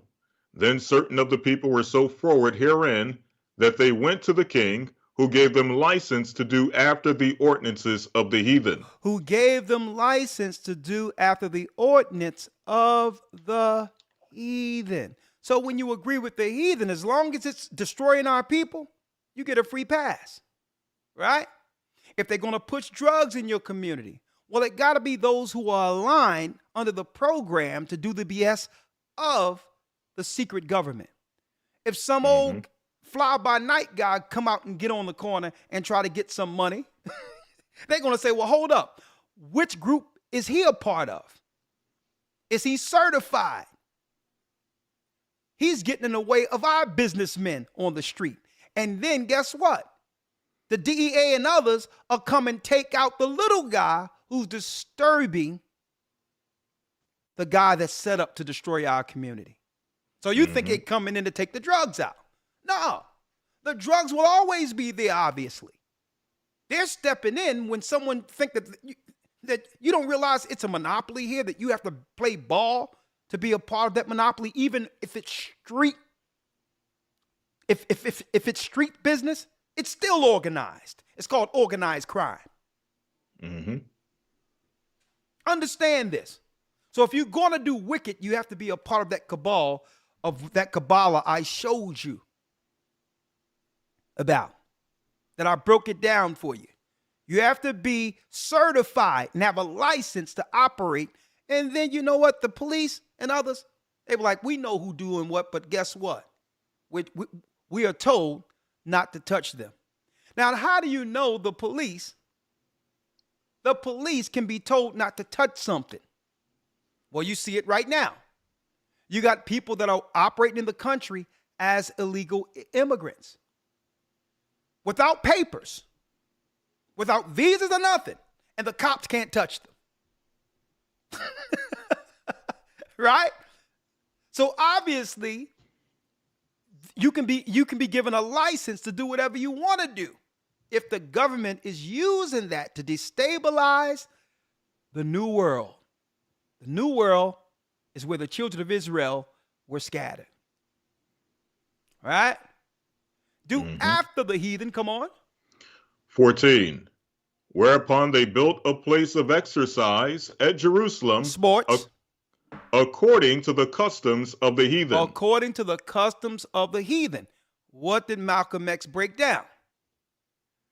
Well, if they could now bring in entertainers or athletes, these will become the new leaders controlled by Caesar, by the Edomite powers, by the liberals who are destroying the communities.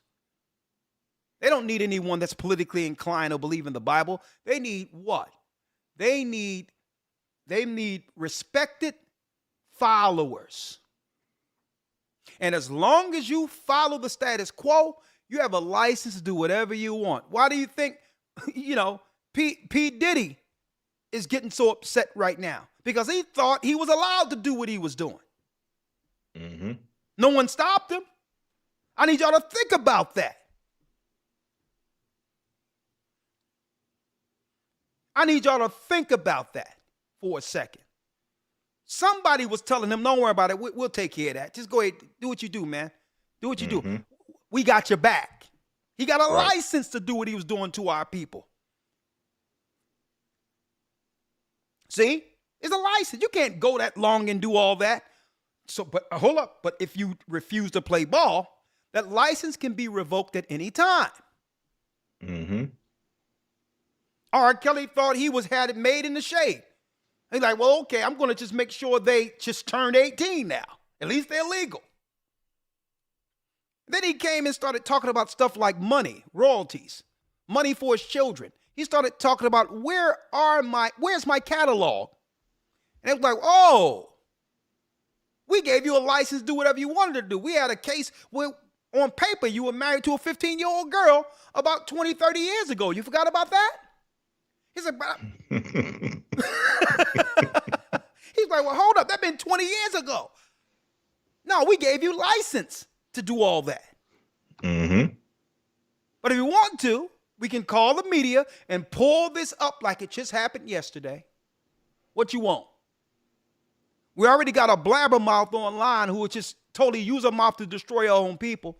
We'll just call up Tasha K, who never spoke a good thing about a man she have seen within this country who looks like her, and she'll utterly decimate you. And then we'll go get Oprah girlfriend to act as if she's on your side to utterly embarrass you before your people. What you want? See, you think you got it clean and all that, but no. They give you a license to roll to a degree where you think you're untouchable. Same thing I'm reading right here. Mm-hmm. See? Same thing I'm reading right here. Whereupon they built a place of exercise at Jerusalem according to the customs of the heathen. Right? Read. And made themselves uncircumcised and forsook the holy covenant and joined themselves to the heathen and were sold to do mischief. And made themselves uncircumcised. They started operating in the fashions and even in the customs of the Gentiles. Right? Like you see, you got my man who? Kanye West, who were running around, even though he believed in God, understand the Bible, and then he's running around and trying to say that, hold up, I'm the one who made skinny jeans famous. I made that a fad. He's bragging about some tight pants, feminizing boys. That feeds right into the liberal agenda where it says there'll be no difference between boys and girls. I'm going to play that a little later. See, they'll give you a license as long as it falls into the plans to destroy the children of righteousness. Read. Jumping down to 41. 41, let's get it. Verse 41. 41, hold on. Moreover, King Antiochus wrote to his whole kingdom that all people, or that all should be one people. That all should be one people. The liberal plan of Democrats is right here. I'm going to play it in a couple of seconds. Mm-hmm. They must destroy the walls of religion, of culture, of anything that separates us from the rest. So that at the end of the day, we should be what? One people. Why do you think after destroying the church, after the cough happened, you looked up and there was every religion, every different religious persuasion in your neighborhood at once? right? So to eventually have all people mix. And by mixing, you'll lose your culture, your tradition, what made us different, what made us special. Okay?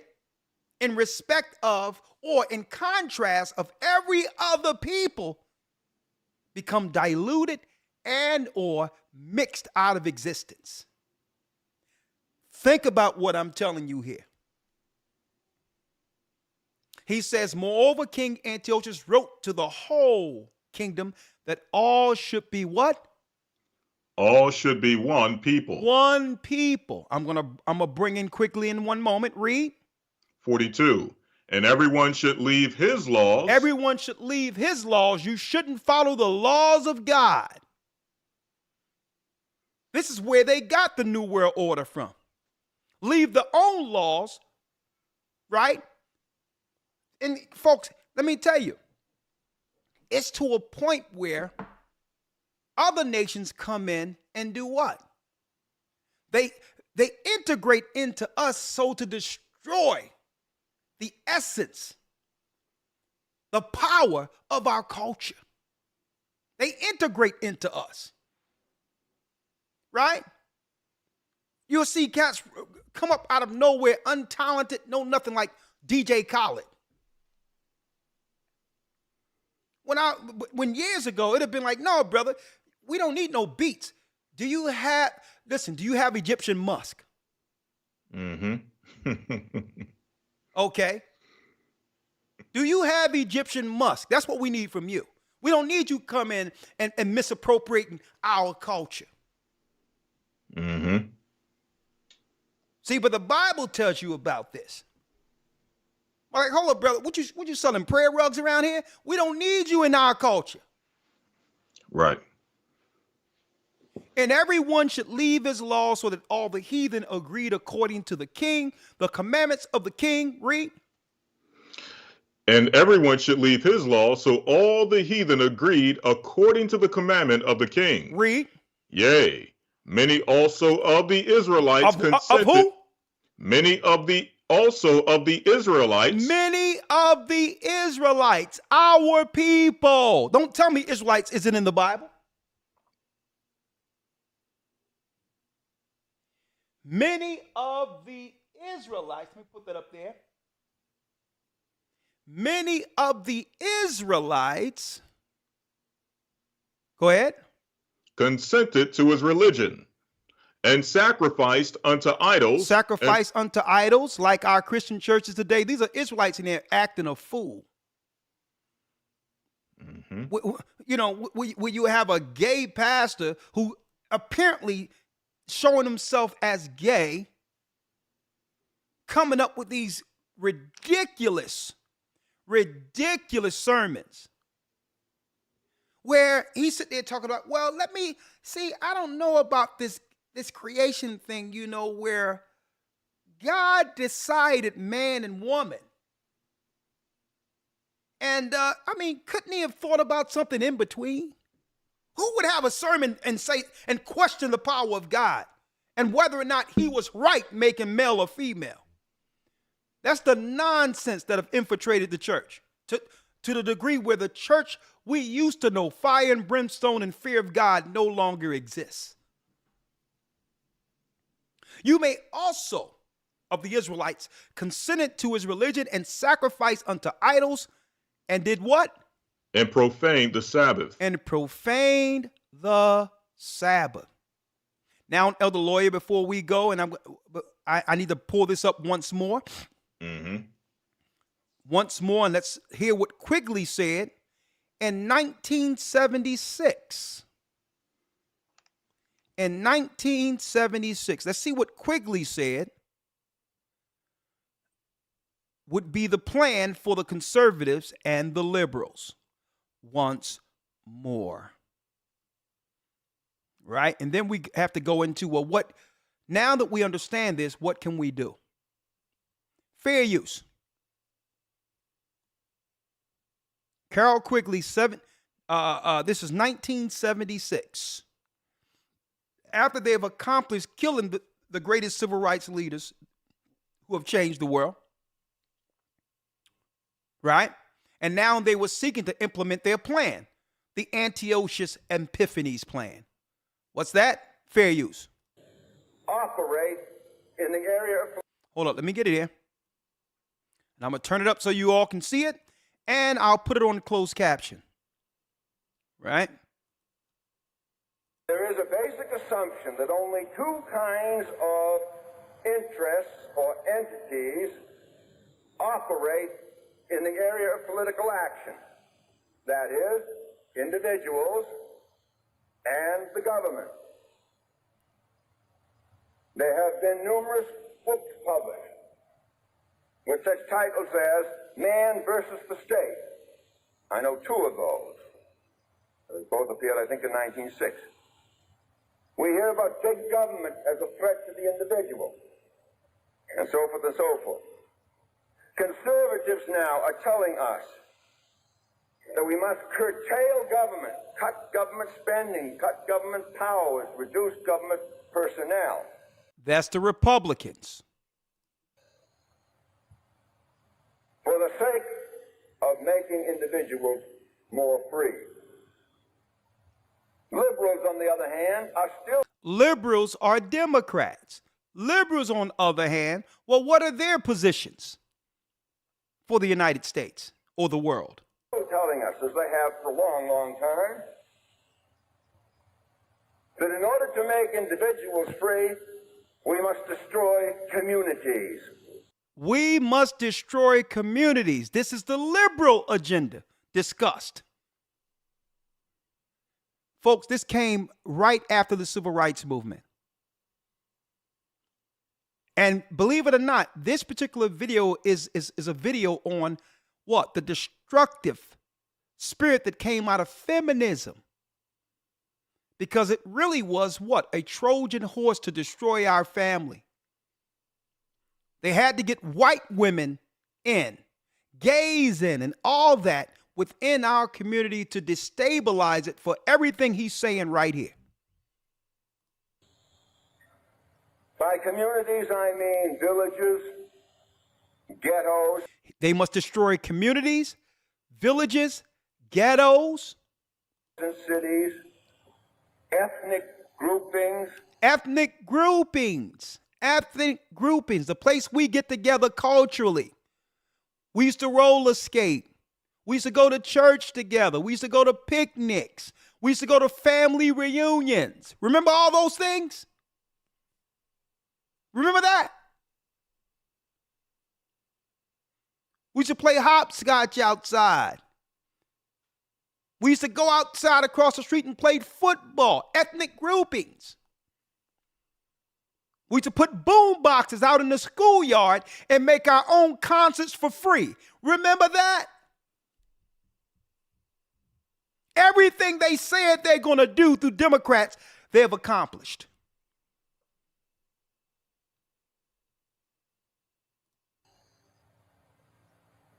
Religious groupings, anything which is segregated. Anything that was segregated.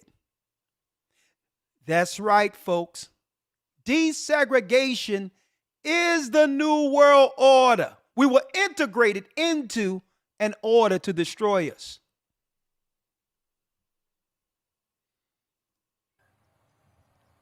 We must destroy them so that all individuals would be, if possible, identical. So that all people can be identical. You cannot recognize any separation culturally, religiously, or otherwise. Was their plan? Including boys and girls. Including what? Including boys and girls. We must get in, destroy their ghettos, and you will not know the difference between their little sons and a little girl. We will switch it up. We'll destroy them at the root of their existence. We'll feminize the boys and we'll turn the girls masculine so to not either of them will hate one another and therefore no longer bring forth the children who will one day judge our children as the children of Israel.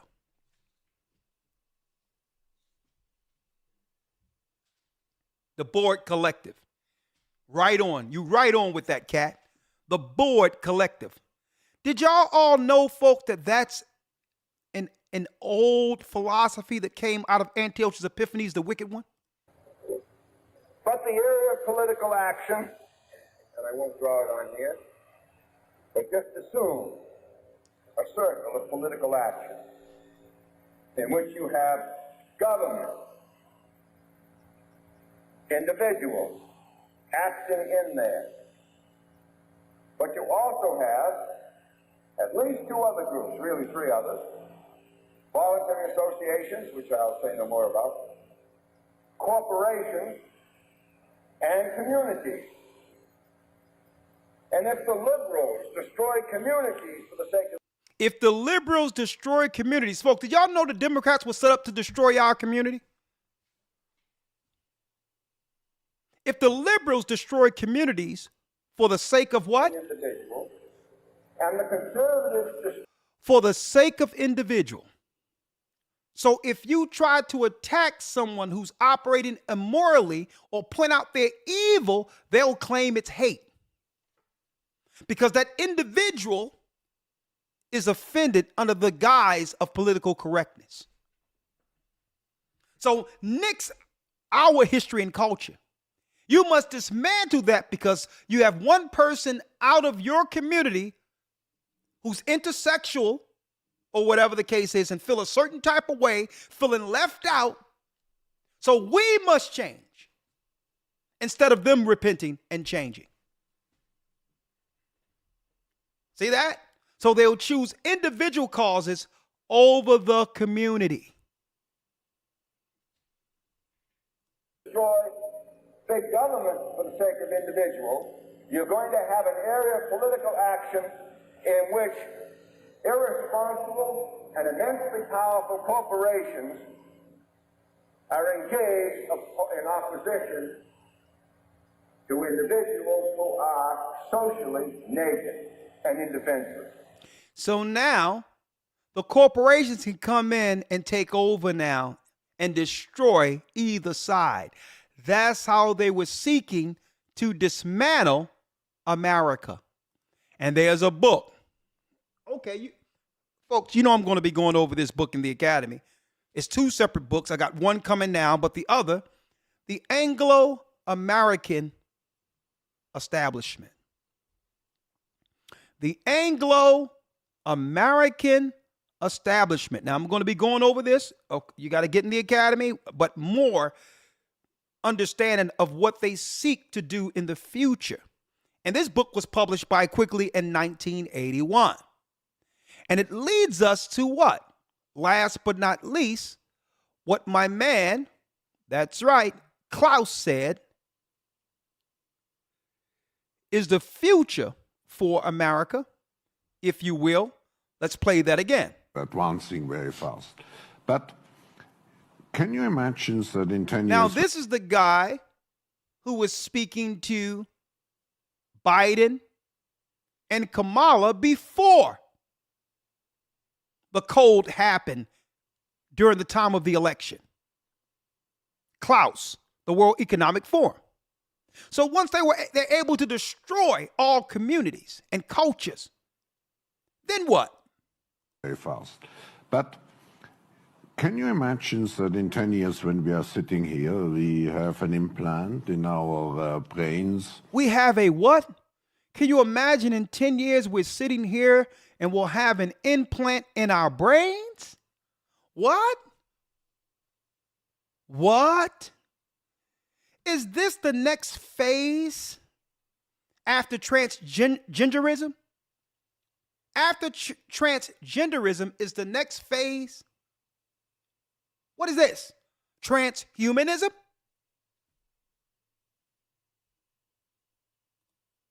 That in 10 years when we are sitting here, we have an implant in our brains.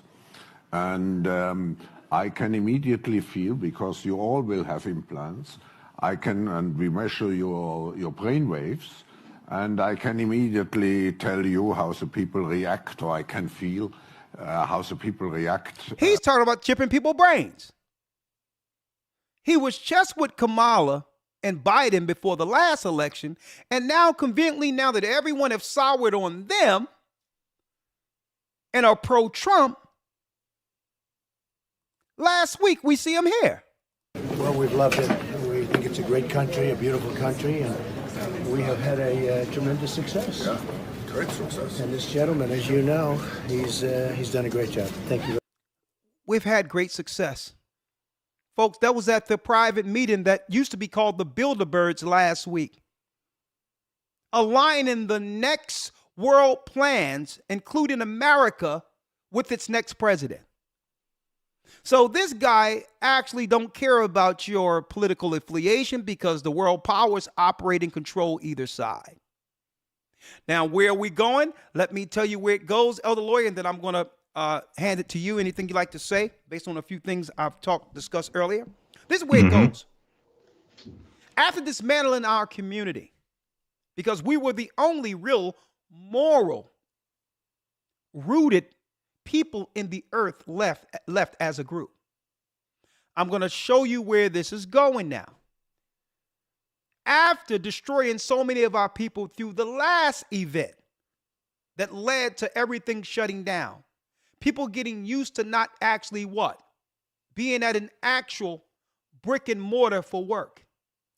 Phase you into not conditioning you not to go to work so that one day when they close things down, there'll be no work to go to. At the same time, while doing this, opening up the borders with people who have already been destroyed, our people and others. Also using Chinese and others as mercenaries to come in along with the people who have suffered as a cover in our communities to take all the jobs that are left. And then the survival of the fittest, which means, what are you going to do if you're in the cold knocking on doors and no one is letting you in and there's no food? Crime. Crime. This summer is going to be a what? It's going to be a bloodbath.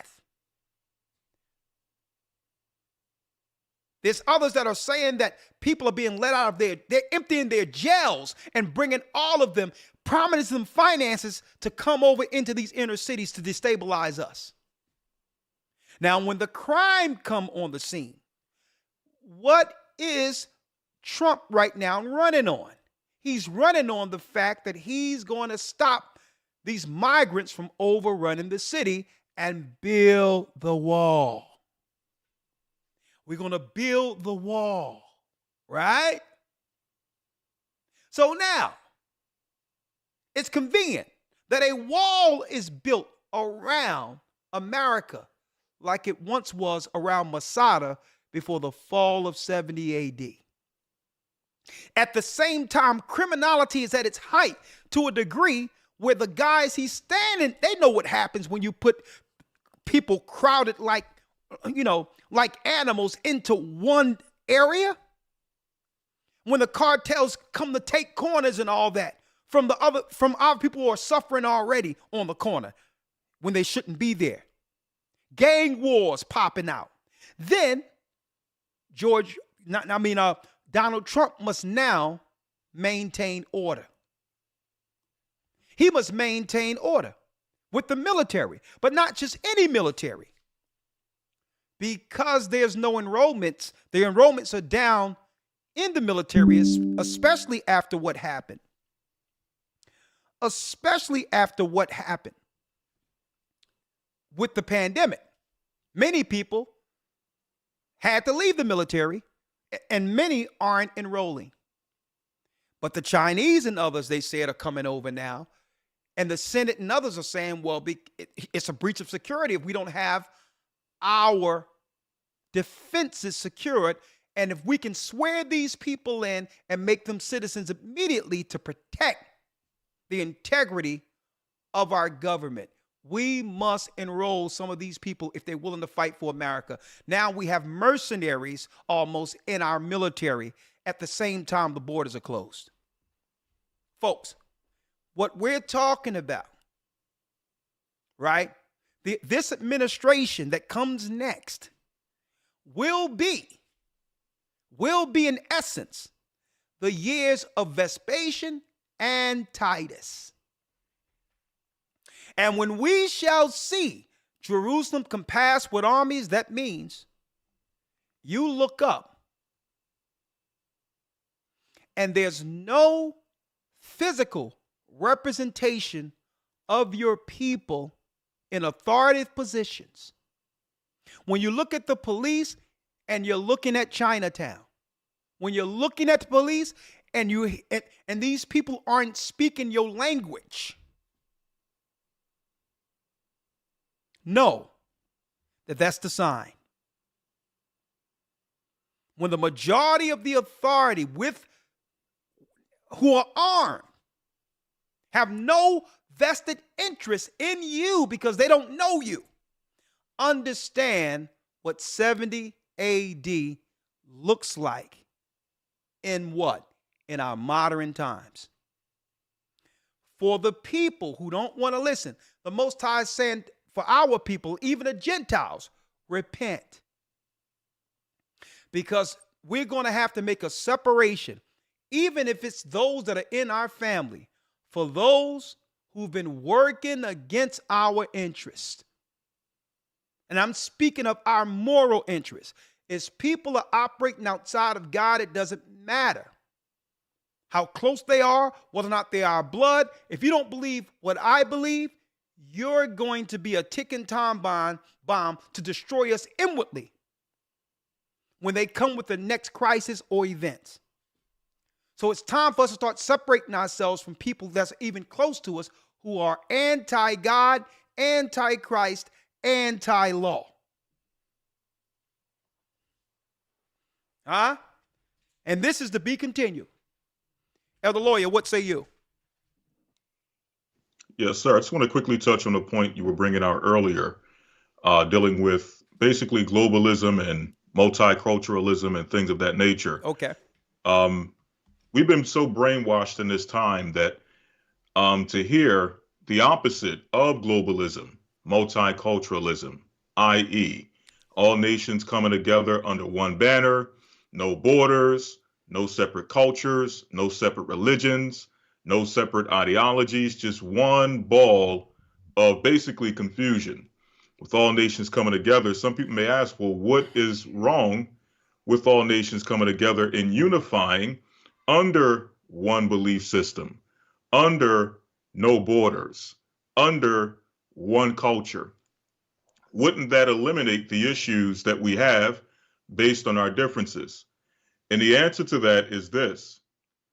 After the Tower of Babel, and this is whether you believe the story or not, according to the Bible, we have the story of the Tower of Babel. After that event took place, it was never meant for all nations, families, kindreds, and tongues to reunify and come back together under one umbrella, at least on this side of the earth. Because when it first happened, all nations unified, all nations, all kindreds, all tongues unified together.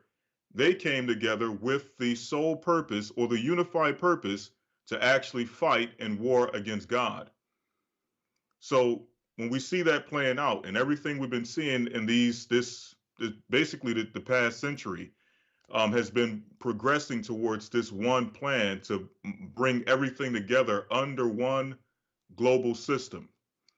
As the title states, a one world order or a new world order.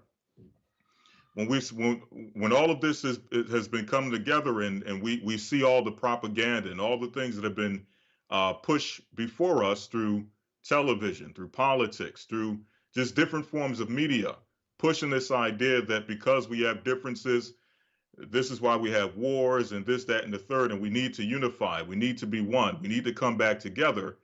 And this is the best thing, or this is the solution for that. What Klaus Schwab is talking about and others are talking about within these different think tanks.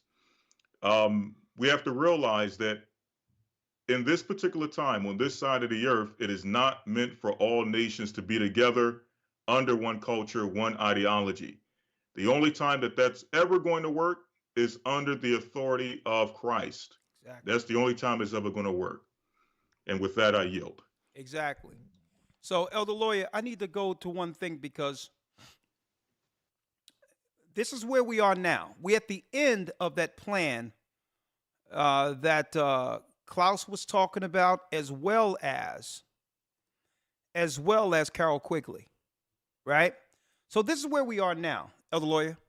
You remember when they started going after Trump years ago, and they was using only black politicians or DAs to actually prosecute him or to bring up charges? And what did I say on the Wednesday broadcast?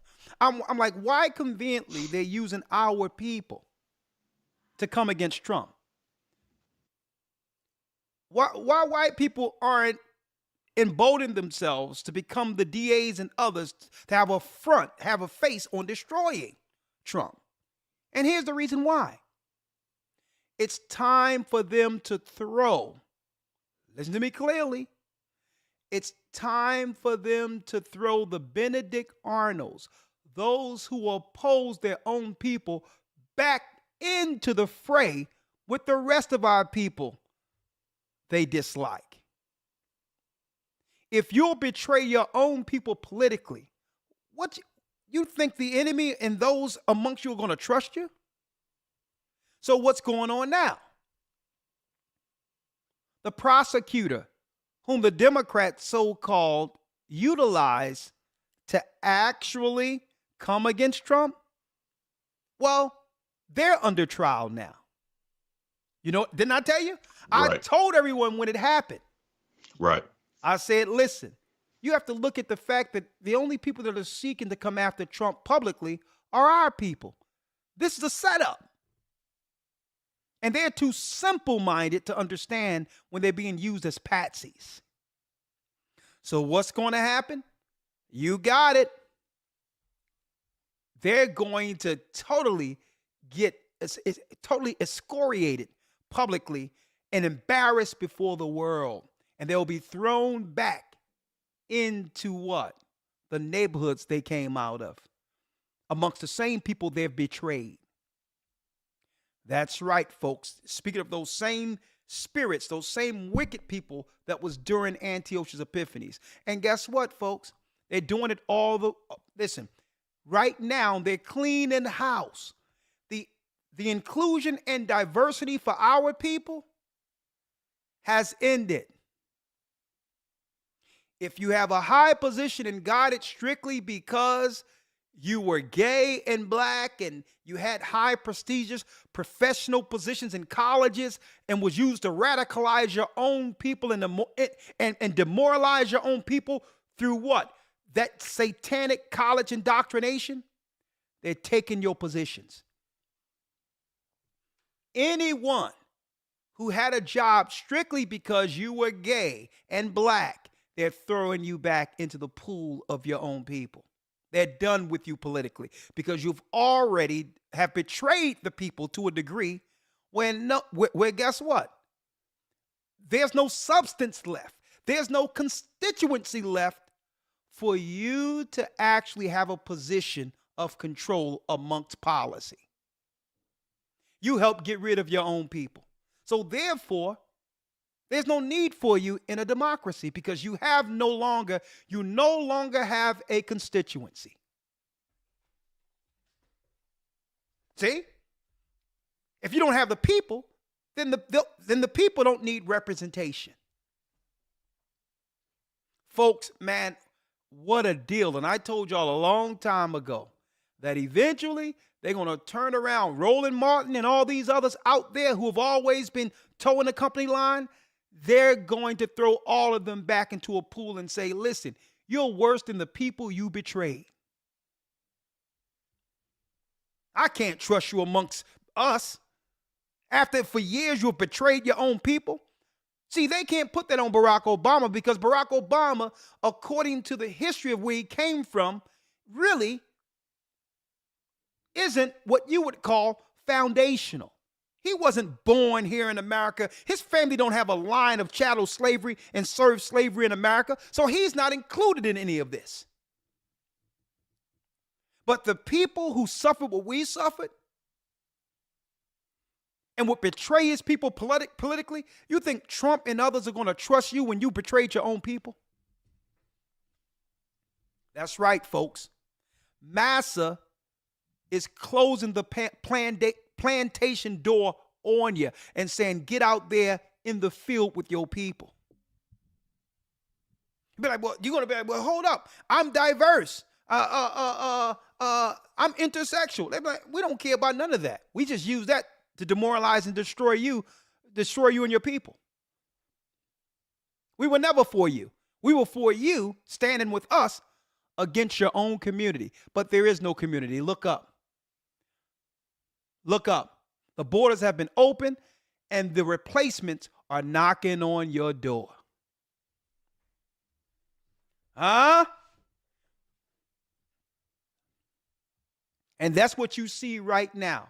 What you see right now, every time you turn on YouTube, you see another TD Jakes hit. You see another P. Diddy hit. Every time you come up, somebody else talking about P. Diddy and all that.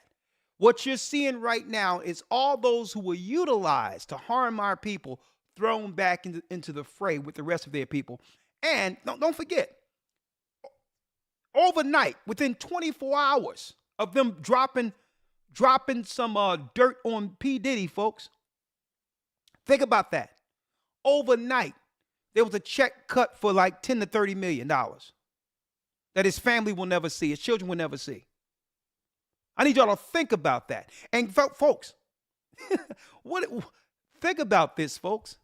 All those who sold us out working in the corporate offices, under feminism and all these others working against their own interest. They're doing, guess what? They're firing all of our people who are in position, operating with, that's right, slave massa, and choosing him over the man. All those jobs will be what? Controlled through AI going forward. There'll be no need for someone answering the phone and all these others. They're throwing all the corporate betrayers. They're throwing all the corporate betrayers of their people back into the fray with their people. That's where it's going. That's where it's going, folks. Make it a double. Who are you talking to? That's where it's going. All those cushy corporate jobs. And folks, Lawyer, it's deep how they did this. Because think about all those who have degrees and all that with no job anywhere that could ever settle all of that debt. Debt slaves. Mm-hmm. That's where it's going. And folks, we pulled out the information on that years ago in the academy where what? People are going to have to work off their debt in camps. Yeah, we're going to pay you money, but you got to work off that debt. They're not going to call it camps because it's going to be loose where you can go in and out sometimes. But that debt, why do you think Biden say he's not going to relieve debt? Oh, no, we tried to do it, but the Republicans, they stood up against it. Oh, but you can have $300 billion for illegal immigrants under the guise of asylum? They can forgive your debts overnight if they wanted to. And then another thing, they flipping everything. Courts, when it comes to the courts. Now they're looking to put in the law that before a man can put his name on a birth certificate, that's right, DNA must be proven that the child is theirs. And that will be attached to, and if the money comes, it's not going to come directly to the person. It must go through the government first in case there's arrears that belongs to the government first, when really, that's right. The recipients of child support will only get 10 to 15 to 25% of any money coming through the courts. And on top of that, the so-called asylum seekers or illegal immigrants and those who identify as LGBTQ will now be first in line for housing. Here we go. Here we go. So what are we going to do? Elder Lawyer, just for the sake of, before I bring people in on, if someone asks you, based on everything I've just dropped that's coming, and it's coming, there's not too many things that we've dropped because everything we've dropped comes out of the Bible concerning where the world is going. If someone came to you and say, man, I believed in this country, but this country that I believed in no longer exists, Elder Lawyer, what should I do? Huh? What would you tell them? It's a very good question. I'm going to yield. I'm going to yield to your answer. My answer is repent and be baptized. Okay. In the name. Right. In the name of Christ. Put off your sin and get on the right side of judgment, because judgment is literally knocking on your door. That's it. All right. Yes, sir. There it is. Let me open up the 515-605-9327. We're going to try this. Elder Lawyer, we're going to have an early night tonight. I wanted to show people the divisive politics and policy of the New World Order and the fact that you can't trust either side. It's Esau against Jacob. And even Esdras asked, well, how long will this be? And the Most High came back to Esdras and says, well, we're between the hand and the heel. When Jacob took hold of Esau's heel, well, folks, we were pulling Esau down, even when he was coming out of our mother's belly. Our mother's womb. Okay? We were pulling them down. Right? So we're between the hand and the heel. And we started pulling them down, not intentionally, but by us beginning to follow the law, their empire began to crumble. So they began to initiate those who would be willing to betray us into their politics to destroy us inwardly. Only long enough to destabilize us. And now that they've regentified everything, there's no need. There's no need for the betrayers anymore. There's no need for those who have actually, folks, politically aligned themselves against their own people. You're going to see all these so-called politicians exposed. All of them. And folks, I said this, and listen to me good. Keep your ear to the ground. Keep your eyes out there. If they say that the next big disease or something out there came out of Africa. If they begin, if it's not China, and they say it came out of Africa, just understand what that means. Just say hypothetically that the next one come that leads to a crisis and shutting everything down or whatever the case is Africa. What would that mean for our people in Africa? Because it was already seeded for us to believe that all diseases come out of Africa, which is straight nonsense. Okay, it's already seeded. They're already making you believe that everybody in Africa is dying of malaria or anything else. When if you ever been to Africa, you'll realize none of that is the way it's being propped up and reported over here in the Western world. Okay? It's a way in which you can control the comings and goings of a particular country. That's what it is, a form of control.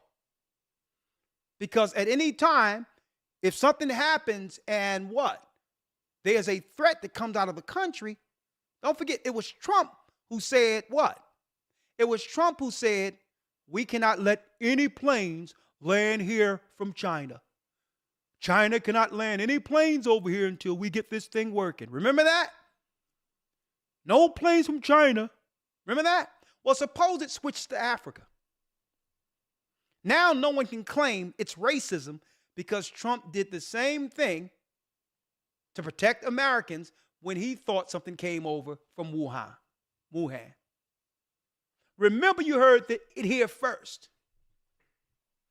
And then we can discuss what that means for our people in Africa, which is really the last battleground before the coming of our Lord and Savior, outside of the war with Iran that's actually happening right now.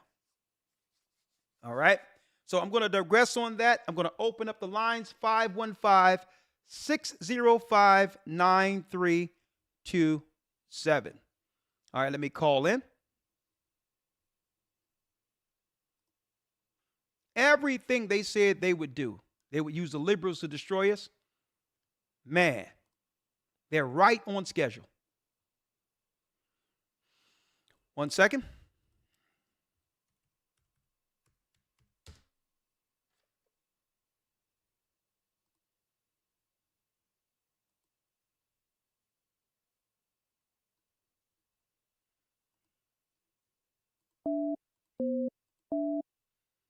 It is. All right, 1 second.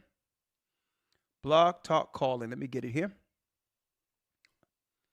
If you have anything to say, here's your time. Call in.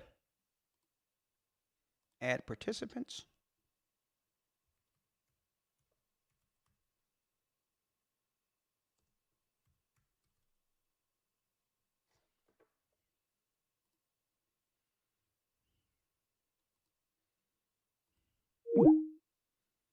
All right, let me do it this way.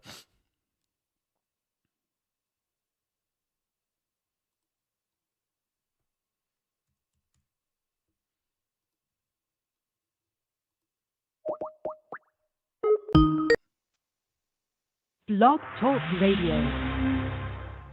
Welcome to Blog Talk Radio. Please hold and you will be able to listen to the show. All right. Unmuted. Okay, we're unmuted. 515-605-9327 for all who would like to talk about this. And hey, our people finally started to understand that the politics have always been been utilized against us. And we're finally asking for what Martin Luther King said our people needed before his death, and that's reparations. But it's too late. They'd rather give the money to the war over in Israel, to Ukrainians, to so-called asylum seekers.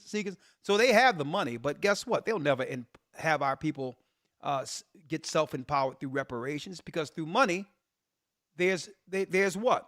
Maneuverability. You can maneuver. You can have upward mobility if you got money. Okay, and they want us like sitting ducks. So the only refuge is to come under what? A moral code, one amongst each other, because we'll need each other. And here's the reality, folks. The kingdom is for a few. Let's deal with the reality that the majority of the people aren't going to make it. Right. Just adjust yourself to the reality of that. Okay?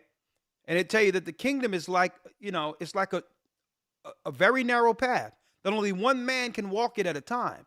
Fire on one side, water on the other. So hey, you have to make sure you make it. So let alone feel sorry about people who don't care about God at all, and who's just trying to hold on to you as an anchor while not doing anything. They want to be there at the finish line so that you can pull them through. Well, it doesn't work like that. So adjust your spirit to understand. So listen, when I'm at the Passover, when I'm at the Sabbath, when I'm amongst my people, I can understand when Christ said, that's my mother, that's my sister, that's my brother, those that do the will of the Father. Because you have people that are of your own ilk, your own blood, who will sell you out in a minute. And the example we seen was during the so-called pandemic, when your own loved ones became an enemy based on the fact that you wanted to make a decision that was right for you outside of the of what you would call the Borg thought, outside of the unified thought. Because you wanted to make a decision for yourself separately, you were deemed an enemy. Just remember that.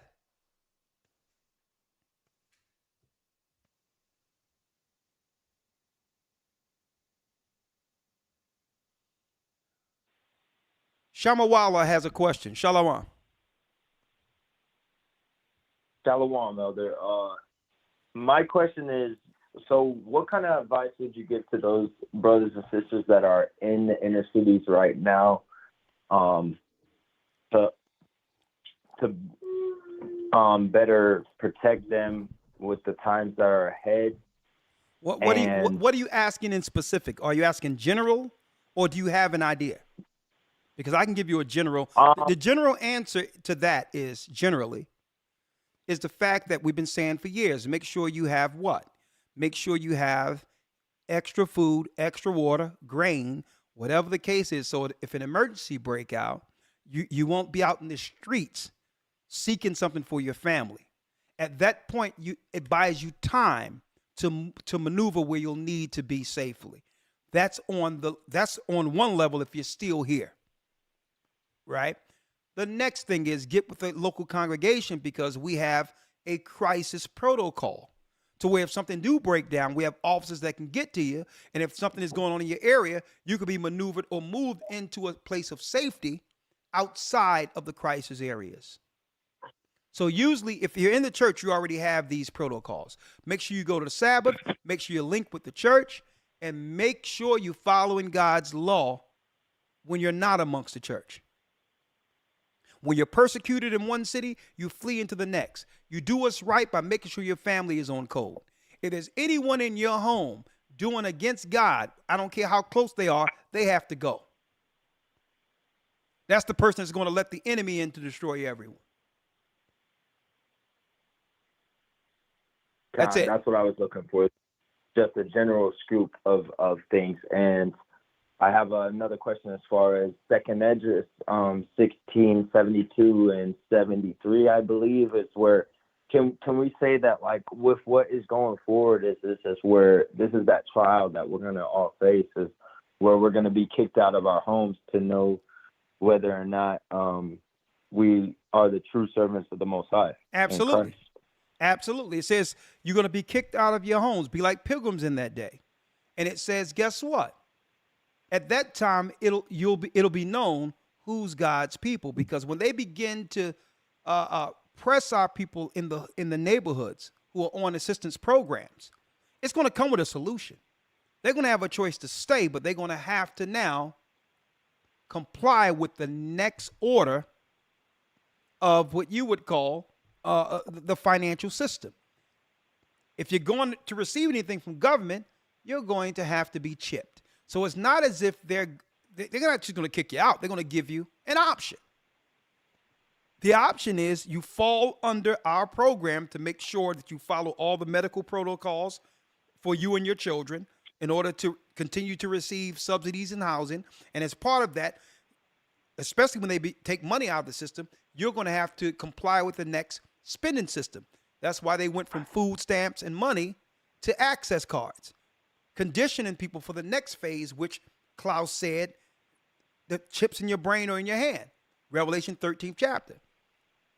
So at that time, if you rather choose God and not be inseminated with Satan's chip, then to make that choice. Because if you choose God, guess what? If he can make sure the birds have a place to live every day, if he makes sure the birds are fed every day, how much more will he feed you, ye of little faith? That's what Christ said.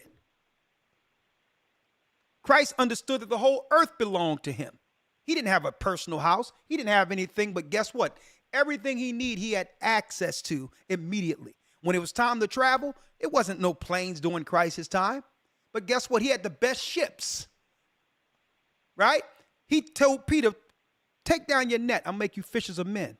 And at that time, folks, a ship was equivalent to a luxury jet, because there weren't planes back then. So now, out of nowhere, for converting some men, he has now one of the best ships known to man built so that he can travel around the whole earth, spreading the gospel, spreading the truth concerning the ministry. So now, out of nowhere, Christ is chilling in a ship he didn't even pay for. Rolling around teaching the gospel. He understood that the earth belonged to him. As long as you have access to it, who cares whether or not your name is on it? And so when that scenario is, you're faced with that, you're going to be faced with faith to know that the Most High have a place for you, or unbelief and become fearful, where if you choose to stay in that house that you choose to stay in will become your grave. It'll become your tomb. And the Most High says he put up the task, he give the task to the wicked to store up for the righteous in the day of tribulation, in the day of trouble. So somewhere you got some people out there that are doing what? Preparing, prepping, and all of that. And they're not even going to be able to eat the food in there because the Most High may have it for someone of the elect who may just knock on the door and it opens, and everything you left from a house believing that the Most High that everyone forsook you. And then you knocked on a door and had everything you needed in that house. But do you got enough faith to get to that point? Well, that starts with the faith you exercise now. Right. You got it? And I think that, Elder, that, the first point matched up exactly with the second point, is like what we do now to prepare our minds, our bodies, our spirits to go the further, to have that faith and those works of obedience is what is going to be the key role in us succeeding through whatever the inner cities may face, whatever outside of the inner cities may face, and just what we go through on a week to week, from Sabbath to Sabbath, holy day to holy day struggle, to be able to boister us against what's coming. And, I just want to give you double honors. Well, brother, all praises be to the Most High. But I would like to tell you this. When everything shut down, that was a test. That was a test between believers and non-believers. And the elite powers were looking at it. Who are those who believe in Christ and are not the fearful? Because they have no control over those who don't fear them. And for all those who failed that test, that was a sign for us. We were to look at them and understand where they stood. So you got what? You got the darkness looking in, right? Which is the Illuminati and all the dark forces under Satan who's looking at the world. And you got the children of light, who are the children of Israel, who can see through the Spirit and understand Christ, who are looking at the same world. And what's happening, this is what's going on, brother. When you see people who failed that first test, that was a sign to you. These were the fearful who may fail the next test. And that's if they live through the first one. So it's upon us to look at and understand the greatest enemy are those who fear without faith. It doesn't matter. Right now, brother, you got control over your household. Make sure your house is good and your children are good.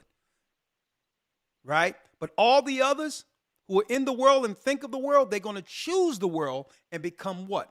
They will become agents of the world against all that's right. And we seen that when they shut everything down, and all these people who were trying to claim before the world, fronting as if they knew everything, was scared out of their shoes. And I looked at that. I seen some people who thought to be tough and all of that. And no sooner things shut down, they was afraid of something they couldn't see. But yet these same people have no fear of God. You can't see God. You had more fear of a cold you can't see than the God you can't see. But yet you're beholding his glory and power, majesty, and creation on a daily basis. So, brother, it's time to lock down with the faith of Christ and focus on your family and those who see as you. Right? You got it? My brother. Absolutely. Great job. My brother. Elder. Right. I just want to say, I thank you for leading me and guiding me through that period and that time as a new as a new soul into this wisdom, into this knowledge of Yeshaya and Ahaya, you know, and all I can do is continue to be grateful. That's it, and walk this path with no fear and striving every day to keep the commandments that the Most High put before me. Hey, brother, here's the reality, and I'm going to say this, and thank you, brother, for standing in the truth. Not too many people hear the word and do the word. So at the end of the day, brother, I'd like to thank you. But the other thing, brother, I need you to realize, all right, it's going to be tough. It isn't going to be easy. But I need you to understand the elite have to plan like this and operate like this based on what? Don't forget, we have nothing. So obviously they understand something that's in us, right? Think about this. They're doing all this, brother, because they fear you. And it's not a carnal fear. They understand the bloodline of royalty, the bloodline of Israel pumps through your veins. And one day, what comes from you will rule according to prophecy. They fear you, my brother, because they cannot stop the prophecy. Okay? So the only thing you have to do is stand. Be courageous. Teach your family what's right. And make it to the finish line. That's all you have to do. Ye that endure unto the end, the same shall be saved, brother. And we're this close. Bless you. Bless you. Thank you, Elder. My brother. Shalom. We have Angie has a comment, and we will break down early tonight. All right. When we have lessons and teachings that resonate with certain information, I would like y'all to sit back and you know that old word, have you marinating in a little bit. No overkill. Just have you marinate. Look at these videos, look at the topic, and break it down, because there's so much meat in such a short period of time that we do with the lessons. And I don't want any overkill here. So I want y'all to be able to take these videos. If you can, download the videos and look back and say, man, elders in them were talking about this. Here we are. This is what we do now. Okay? 904 area code. And I want to see y'all in that academy this weekend. Come on, historytimes.org. Angie, how are you, Angie? I'm fine, Elder. Shalom. Shalom. All praises to the Most High. Talk to me. Yes. I won't be long. I just wanted to say that lately I've been listening to a lot of things going on in Africa. Yeah. And there's a lot of things happening globally, but the Africans are now standing up for their right to be fairly treated on the global stage. And there's a couple of countries in Africa that are coming together and uniting and going against their oppressors. And they're demanding that they stop taking their resources and not giving them their fair share, which they have halted a lot of things that the Europeans were doing in Africa. As far as France, they kicked out France, and this is in Burkina Faso. There's a young gentleman called Ibrahim Traore. He's very young, and he has taken over Burkina Faso and is making waves on the international stage. And I just know that when you said it will all go back to Africa, and I think it's a very important thing that's happening globally in the world right now in Africa. I don't know if you guys know about that. Well, sister, I'm keeping my eye on Africa. Like I said, that will be the last battleground. But believe it or not, while they're seeking to destroy the inner cities, is because, don't forget, it wasn't Africa who woke us up. We woke Africa up. So there's a leadership component that was inherently made out of those who went through slavery. Because don't forget, it was the rebellious that our brothers, the government and kings of our governments in Africa, it was the rebellious ones that they sought to ship off and sell to the Europeans. Right. And that spirit of rebellion turned into prophets.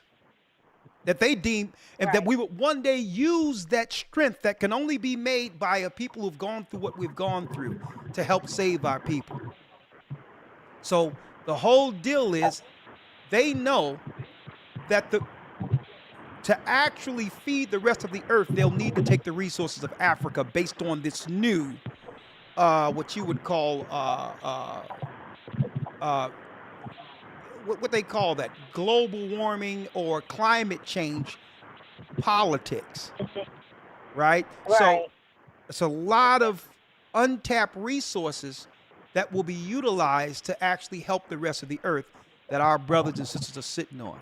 And the whole deal is, and I'm gonna tell you, eventually we're all gonna be, they're gonna come against Africa, and the Nile River is going to draw up, and a lot of people are going to walk into northern Africa near the Red Sea. Also, what's going to happen is there's going to be a war. That's why China and them is over there right now. Okay? Like they're coming over here. Yes. And really, this Chinese military is there already. This is the last war. Right. This is the Valley of Jehoshaphat in the last war against the children of Israel. But many of us are going to, aren't going to make it, but a lot of us will. Right? Yeah, it's like it's like there's pieces on a chessboard, they're positioning themselves. Yeah, but over the globe. But let me talk about this. Just like we have sellouts that are amongst us here politically who've sold us out, who's now being thrown back into the pool with their people, we have the same issue with our brothers and sisters, some of them in Africa. And I'm going to talk about that next week. You got a lot of people in Africa, instead of welcoming us. Now, I've had nothing but welcome and respect amongst the brothers and sisters over in Africa. We even have churches there. But also there's a segment of our people who seek to exploit us that we need to point out so that we can actually survive together through this. And to point out those point out those who are a cancer amongst us, even in Africa. If they're dealing with Islam, if they're dealing with modern day Christianity, they're dealing with voodoo and witchcraft, African spirituality and all that, we need to move them. They can have Umar Johnson lead them into hell. Okay? So the whole deal is, this is a spiritual movement against the children of Israel, and only our people who can see forward right according to Christ can make it. So it's time to delineate and make sure we point out those over in Africa, who may sell us out also. Right. So I'm going to talk about that next. I got a video I'm going to show next Wednesday on that, because we got a lot of our brothers and sisters going into Africa, going there to appreciate Africa, to say, listen, they're overwhelmed with actually being accepted or going back to what they deem as a motherland, and only to get, a lot of them are getting hustled. A lot of them are getting bad lease drew up, and people are actually taking their houses after they invest all the money they had left to retire in Africa. And I'm hearing these stories. And you got even gangs setting up our brothers and sisters. You have to realize when they go over there, there's all types of little gangs and all that come from different Arab countries that are coming over Africa with a lot of these scams, and are luring our people into remote areas and harming them because they think negative of those our people who are in America, based on the image that America have portrayed on us internationally. So we have to talk about that too. There's sellouts everywhere. Okay? Yeah. Well, I just wanted to say I'm in the academy, my daughter and I, and it's probably our 9th academy. Thank you. And I just wanted to give a shout out to the Orlando body. Those elders over there in Orlando are awesome. The whole congregation makes us feel at home. We feel like brothers and sisters, and I just really had to give a shout out to them. All praises. In Orlando. Well, thank you, sister. And thank you. And and Elder Lawyer so much, and the whole entire GOCC body. Thank you guys so Well, much. we thank you, We sister. really It's, appreciate it. listen, it's a blessing to have you and your family a part of the body, and it's no better place to be right now, and I'll tell you. All Yes, praises. I feel like this is a spiritual. I feel like this is a spiritual arc that we're on. Yes. You know. Absolutely. So thank you so much, and I yield with that. All right. Thank you, sister. Thank you. Sawada. And I'm saying that because, listen, we all know that there's scammers all in our community, right? We've seen the African scammers in our community. We've seen our people using Africa as a scam in our community. Well, it doesn't stop just in our community. You got a lot of these scammers in Africa. Don't forget, a lot of them are suffering and feel that, you know, they justify their actions. Why? Because they say, listen, y'all have it anyway. So if they take it, they feel justified based on the colonialism and the taking down of their country by so-called Europeans or Americans. So sometimes they target Americans and feel justifiably so against Americans, even if they look like them. And that's something that isn't pointed out. Sometimes we glorify or sensationalize Africa, but there's a very negative element that must get stomped out, okay, that we must what? That we must become aware of, okay? Now, the people I've met there, usually it's because of what I believe in and the fact they know us. Obviously, there's a certain segment of Africa who don't believe that, and they've come into the word itself. So I don't experience that, but if you go amongst the regular old markets and all these others, hey, watch out. Lynn has a comment, 540 area code. How y'all doing today, brother? I'm doing well, Lynn. How are you, sir?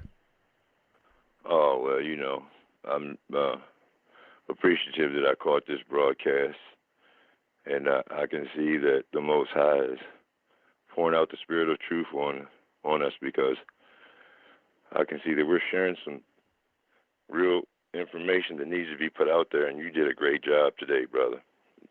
Y'all did a great job, and Thank I you, appreciate sir. and love y'all, man, because I'm telling you, this is exactly what we need to be talking about. And I was going to ask if I can use this video. My name is Indigenous Black Man on YouTube, and I talk about these things myself. Yeah. And I don't want to go too far into that, but I just wanted to get permission to use this because that video reminds me of the Lee Atwater video that we talked about before. And I told you where Lee Atwater was saying, you know, first you start off with the N-word, the N-word, the N-word. Then you can't say the N-word no more. So you say states' rights, busing rights, or you know, just, and you get so abstract that you're just using, you know, vague terms. But what you're really saying is that blacks get hurt worse than whites, and that's an audio that's on YouTube that you can look up, the Lee Atwater audio. That's Reagan's campaign manager. But I want to say reset or reconstruction. What are we talking about here? We're talking about the means to do over, right? This is the same thing, brother. Reconstruction. Yeah, I wanted to, this is the modern day reconstruction. Yeah. Absolutely. Yes. And is gentrification really segregation evolved? We got to deal with the Davos when you showed the video of Klaus Schwab. That's with the World Economic Forum, and Donald Trump, and Bill Gates is a part of that. You know, he is through his philanthropy, he controls the CDC and the World Health Organization, farmland, you know, and pharma. And then when you were talking about the chip in your head, yeah, that is called Neuralink, and that's by Elon Musk. All right, and he's involved in AI, robots, and SpaceX and Tesla, and you know, social media, buying social media up. But then we also have to remember that you have to have control of the money before you can control your new world order. It's further widening the gap between us and them and make us more reliant on them, so much so that we have no other choice but to do as told. And we're looking at, you know, dealing with BRICS, you know. And then division is an age-old weapon used like the lines on a map. But when you showed that graph that showed the Illuminati thing, Yeah. there was a bar down at the end that said 1913 Federal Reserve. Yes. Right?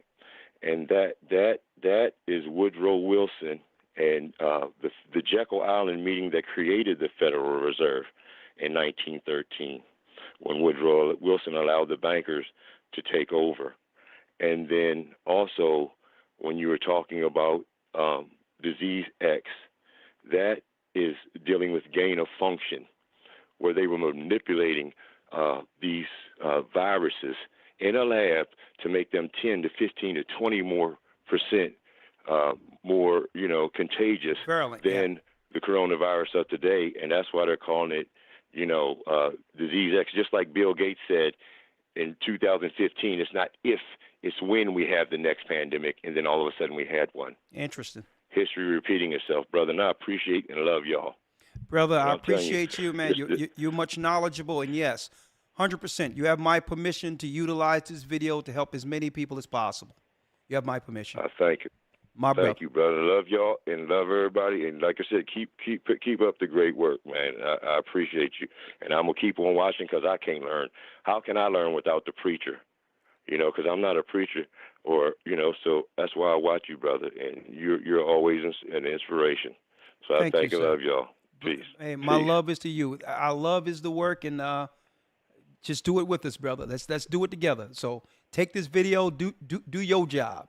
Get her done. Thank you, brother. All right, bless you. Thank you. I appreciate you. All right, bye. It's good to hear the wisdom of our people. You could tell this brother is very, very, very learned. He's seriously read and very learned. He's up there, learned, and I appreciate him. Right? Atwood, I'm going to look into that audio. It's deep that they were talking about how they was going to use the liberals or the Democrats to actually destroy our people, to destroy our community. That's what the Democrats' agendas are. That's what their agendas are, to destroy church, any community, anything we have to call our own, they were seeking to destroy, right? We had family reunions, right? We had cookouts, block parties. Folks, you can't find that in any other community like it was in ours, right? I'm going to tell you, they wanted to destroy what made us special. And this is why I'm not paying no attention to that clown they put out there, that mascot, Nas X, as everything he do is strictly to mock the Bible of God in Christ. And they want people to pay attention to him. And guess what? I just pray for the brother because he's nothing more than a victim. Okay? He's an outright abused, and it's a shame. He's a defeated man. And this is why they want to keep putting that image out there to say, look what we have done to the tribe of Judah. That's why they parade him out there like that, so that they can mock our God and mock our people. And you know what? You notice it isn't getting any traction, right? Because it's obvious that it's not about the artistic value of music. It's to actually undermine the culture of music. And what makes us special, what makes us different than anyone else is that music, that artistic value that came out of chattel slavery. And the liberals even seeking to dismantle that. 720 area code. Hi. Hi, Gloria. Hey, Elder. I am in 100% agreement. I am so thankful to be able to have heard and been on the program, like the young man that was saying earlier. Yeah. I can't say enough. I'm going to be quick as I possibly can because, like you said, there are certain subjects that you just want to climb into and stay there for a little while. And like you said, I think you said savor. Yeah, let it Savor marinate a like, little bit. There it is. there we go. Yeah. Marination. There we go. But come on. Yeah.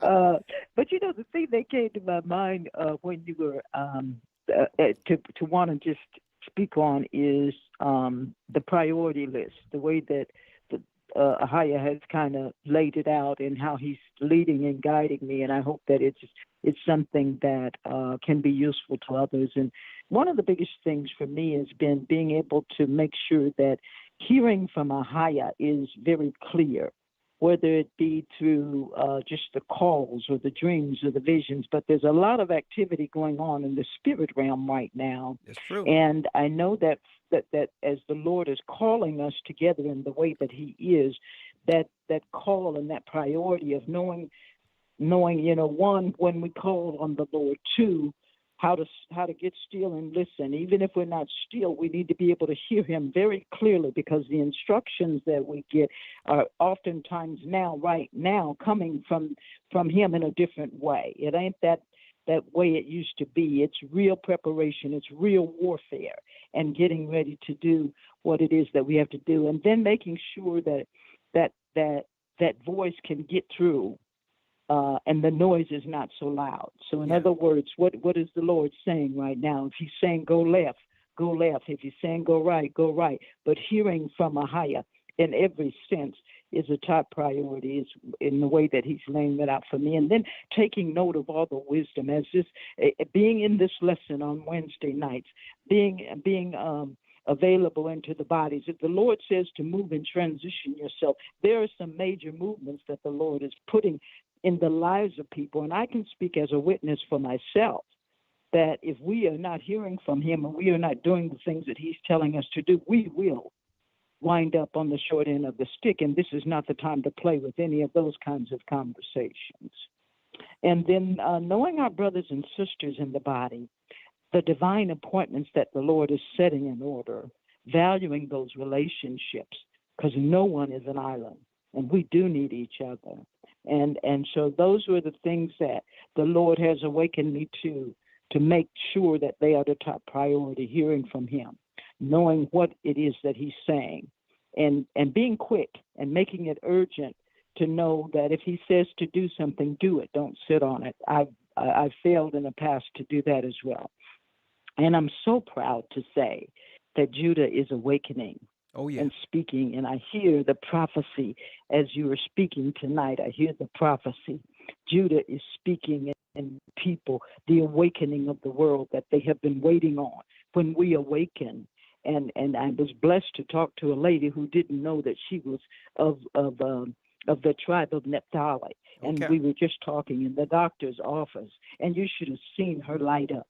And I told her, I says, now you go. She says, listen, she says, this is something that is very valuable to me. But she awakened very quickly, and she began to show the interest that she needed to seek out and understand from the biblical perspective who her existence was. She talked about being someone who was adopted. I said, but listen, you've got a heritage. You've got a spiritual heritage, and you need to understand that supersedes what it is that you might have been hurt in. Well, sister, so anyway, I don't want to get. Oh no, I got it. Hey, listen, I want to get straight to it. I don't want you to go too far, because you really hit it out of the park, sister. And I thank you for all your revelation, what you're seeing, and it really come down to when we get to that time through the Holy Spirit, we have to trust our conscience and know that the Most High is with us. So in a nutshell, I'm listening to you, and it's going to come a time where the Most High say, go this way, and you're going to have to trust in faith that it's the Holy Spirit guiding us, yes, sir, out of what's coming, out of destruction. So we have to get in tune. But in order to do that, we must be rooted in the Spirit and learn how to operate, hearing the Most High when it comes to our daily walk. So, sister, I'm with you. That's being led through the Holy Spirit. I hear that, sister. Bless you. Thank you. You're right. You're welcome. Thank you. I'm so blessed to have been among you guys, and I just thank the Lord for what he's doing in you, what he has done in you, and the research that you're bringing forth.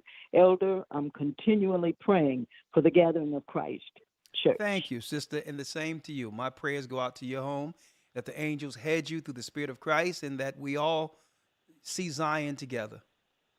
It's going to be a tough deal, but we'll make it. Bless you. Amen. All right. Okay. Bye-bye. All right. And we can't do it without one another, right? All right. We only got a few more, and then that concludes our broadcast for this evening. We have Cora. 202, then Sunshine, and we'll conclude for tonight. Cora has a question. Shalom, Elder. I'll make this quick. Yeah. Now, when we see our cities compassed with the foreign police, what is our next move? Is it time to run then, or what? Well, when I say, sister, you have to realize when it says flee, the Bible says when you're persecuted in one city, flee into the next, right? So when we see foreign armies speaking different languages, it's going to be time for us to make our way back into the old world, right? And we have churches established in all of these areas to where if we have to travel for missionary, we can go there, whatever the case is, and get ready for the next stage in prophecy. But the whole, but keep in mind, there'll never be a time in which we as a people will not be able to actually travel. Okay, until until the bombs hit and all that is going to be hard. But there's still going to be international travel, right? All right. And then at the end of this, you have to realize, don't panic. Don't panic, okay? It's not to panic, all right? Because even Baruch says, how can our people make it? Will it only be in one place, or will this will this actually happen amongst the whole earth? And the Most High says the whole earth will actually deal with the same fierce prophecy when it comes to what we're talking about at once. So when we're talking about a global army, it's not like in 70 AD. What they're putting in place is happening the same time everywhere. The whole earth has become one big 70 AD, being that our people are scattered. So it says only those who are in the Most High is going to make it in those times. So you have to realize Christ says if you're persecuted in one city, flee into the next city. Now, when he gave us that prophecy, did I know when I first started teaching that we'll have churches everywhere according to where the Most High would strategically have them? Did I know, or did he know? The only thing I did was got up and open up the book and begin to read and teach. The Most High knew where churches would be set up. A matter of fact, when it was time for us to do things, I'm like, listen, let's flee, let's go. I had one idea to some degree, knowing that we would one day leave permanently. But then as we begin to move in the spirit, we realized the Most High had us set up what? Places of refuge all over the earth through a ministry for a future time. The Bible, don't forget, Jeremiah says, I will send you out as he-goats before the flock. So 10 some odd years ago, we were those he-goats going out to show brothers and sisters you can go out and be fine and have a family who will welcome you in time. So keep in mind, sister, which his servants operating in the spirit, establishing what the Most High allow us to do on a regular basis. But it's the Most High work, establishing refuge for people who need that refuge in time. So you are not to panic.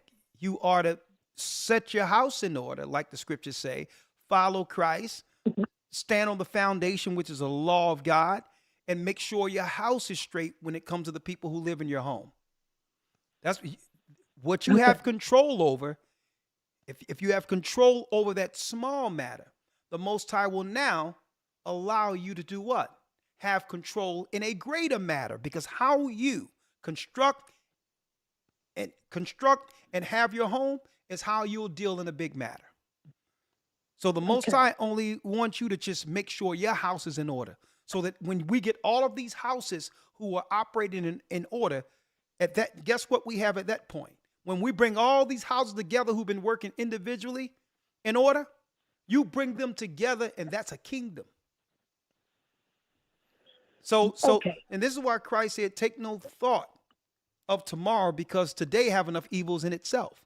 A lot of people worry, oh my God. Nah, our God is more powerful than the God they serve.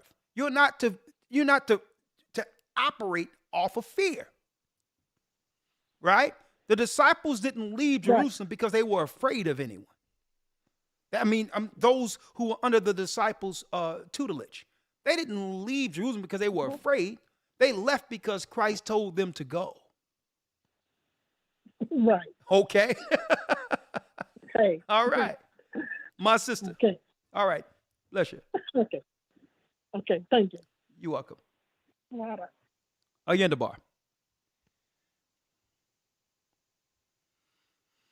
All right. Let's see here. I said I would. All right. We have to get through these quickly, okay? Get through these quickly. All right, Jeff. Yes, Jeff. Hey, brother. Hey, Elder. How you doing? I'm Shalom. doing well. Shalom. How are you doing, Jeff? Doing great. Doing great. Just got a quick question. I'm not sure if you can really get into it right now since we're limited on time. Yeah. Just wanted to know, does Jeremiah 51 tie into what's happening with the immigrants that's coming into our neighborhoods? Absolutely. Or am I looking at it? It does. It does. So so listen to what I'm saying. I'm sorry. Jeremiah 50 through 52. When you start to see all of these immigrants go back to their own countries, they tell you they're going to start going back to their own countries. At that point, they've been tipped off by their embassy that something is about to happen to America. That will be our understanding to start rolling out under the cloud of when they're leaving to actually be where we need to be, before the fall of Babylon completely. So the sign is when you see all these people, don't forget, they're coming in because their government is letting them know, is telling them there's free money to be had. At the same time, they can destabilize us. They're not here permanently.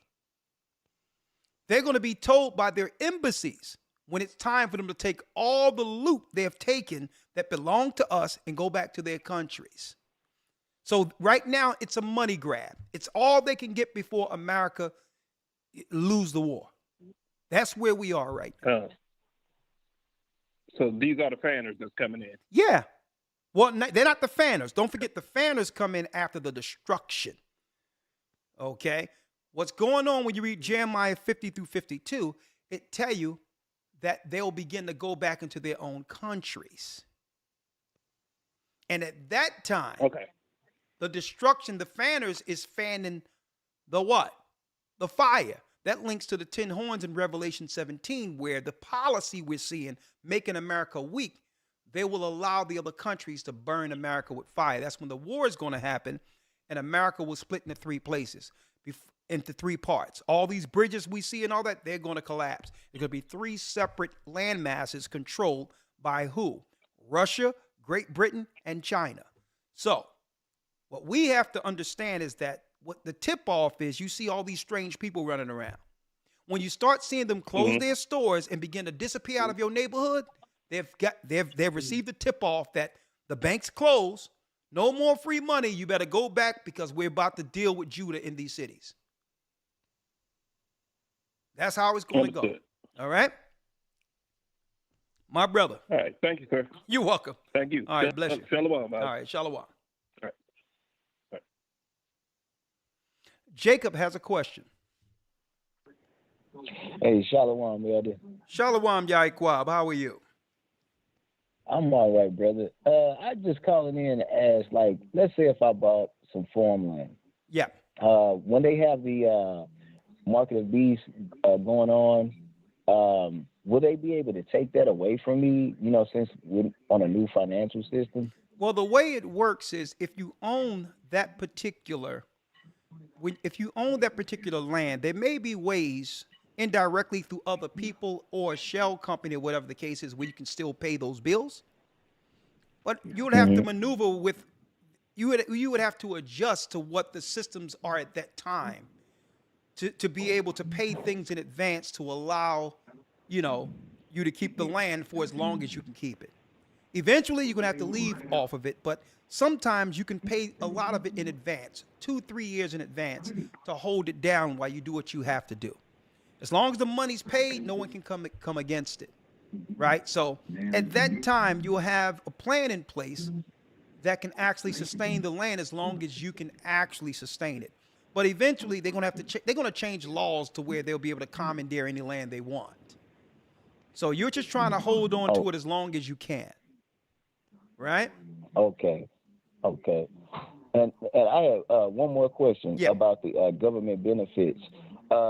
Let's say, is SSI included in that with them cutting off Section 8, EBT, SNAP, and stuff? Let me tell you, when it comes to Social Security, because they done already, believe it or not, bankrupt. There's no money left in Social Security. Okay, right now they're sending money off of fumes right now. That whole thing has been dismantled, and a lot of people, they're able to survive paying people on Social Security based on how many people didn't make it through the pandemic, right? So that settled a lot of things, because if you're not here, you can't collect it anyway, right? Now, but yes, any what they call, because now they call them entitlements now, right? Any entitlements you from the government, you'll have to comply. Why?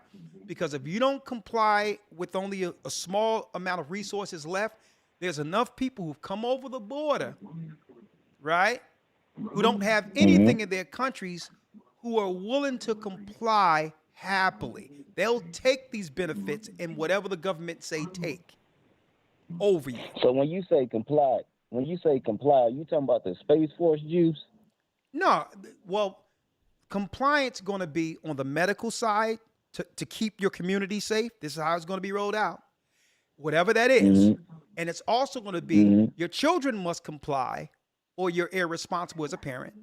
Second, when it comes down to a new electronic system, which is the RFID, because even Klaus said the plan is to make sure all of the world's citizens is chipped, that how will you spend your money if you don't have the new source of finance?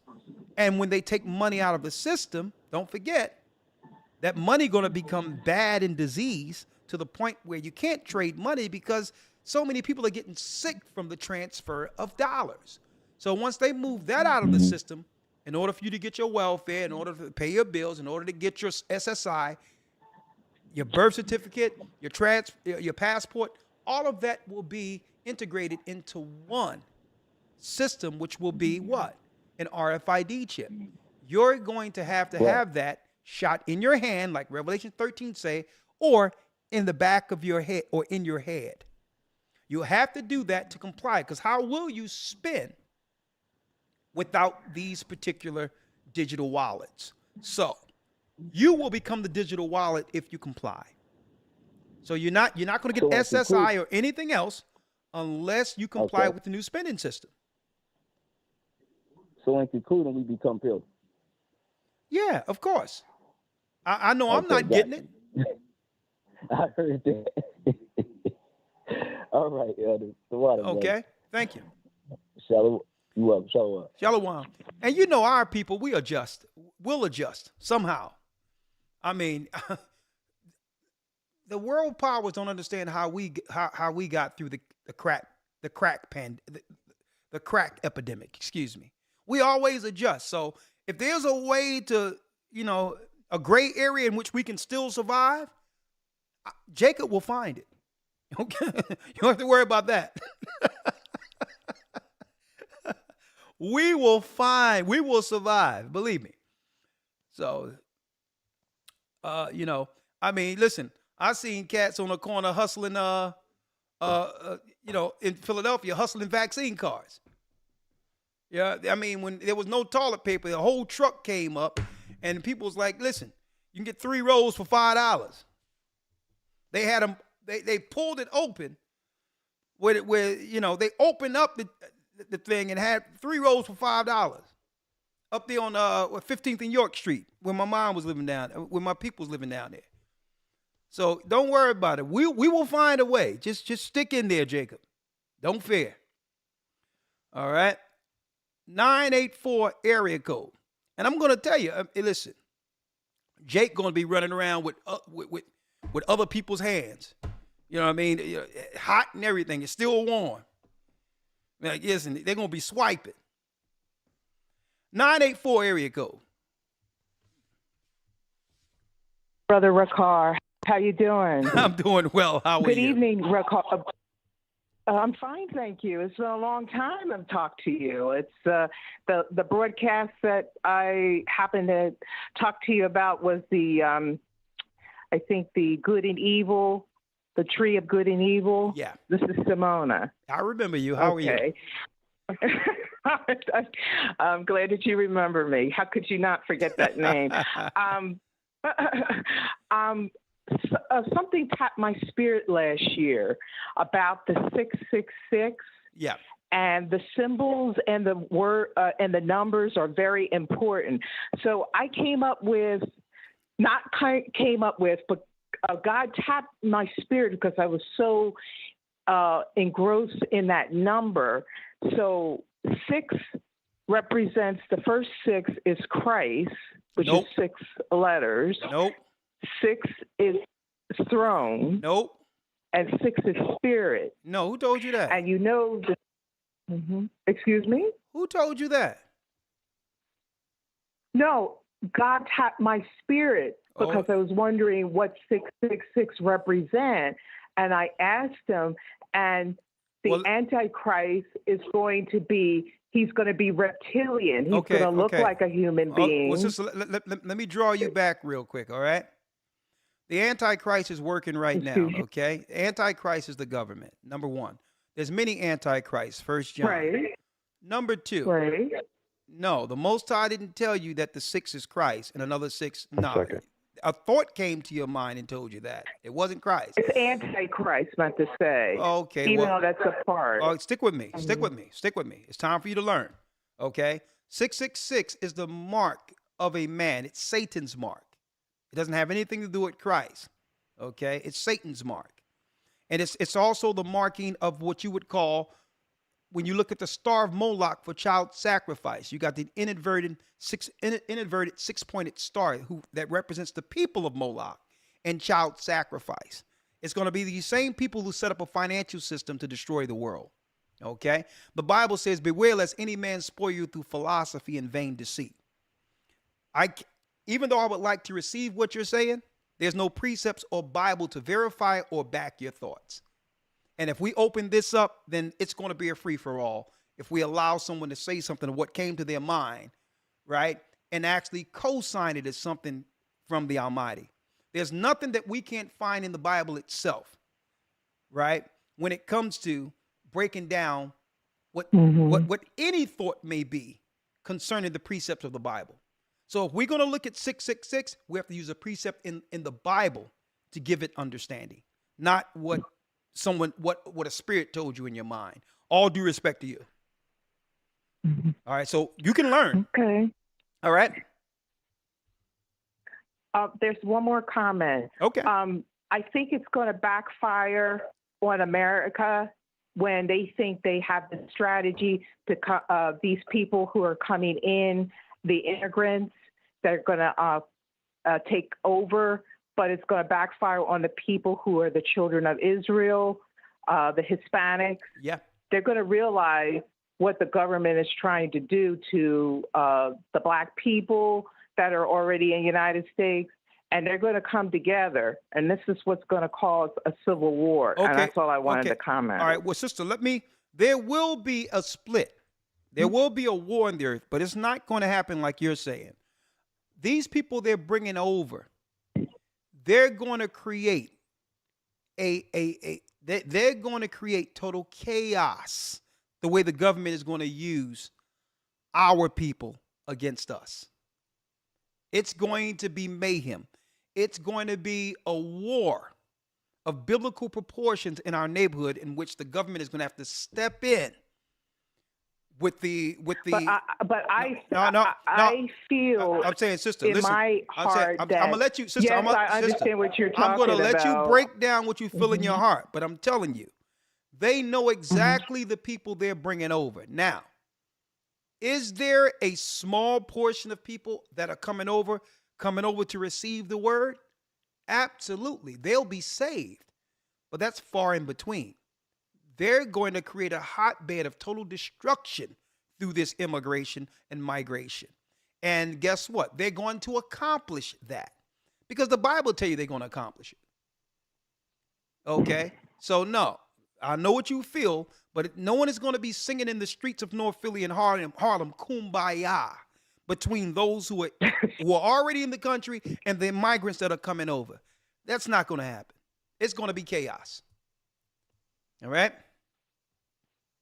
It's going to be a percentage that are going to side with Judah. I'm sure of that. Sister, when yes, they realize sister, a very people that are going to certain Judah. A very small percentage, and guess what? We'll welcome them, but it's going to be very small. It's going to pale in comparison to the chaos that's going to be outside the few who say, you know what? I'm Israel.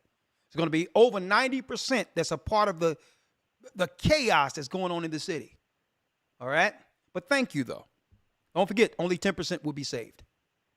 Bless you. Okay, thank you. All right. Bless you. Okay, she's getting there, eventually. But the reptilian thing, hey, I don't care how they look. They're of the devil, okay? So, right?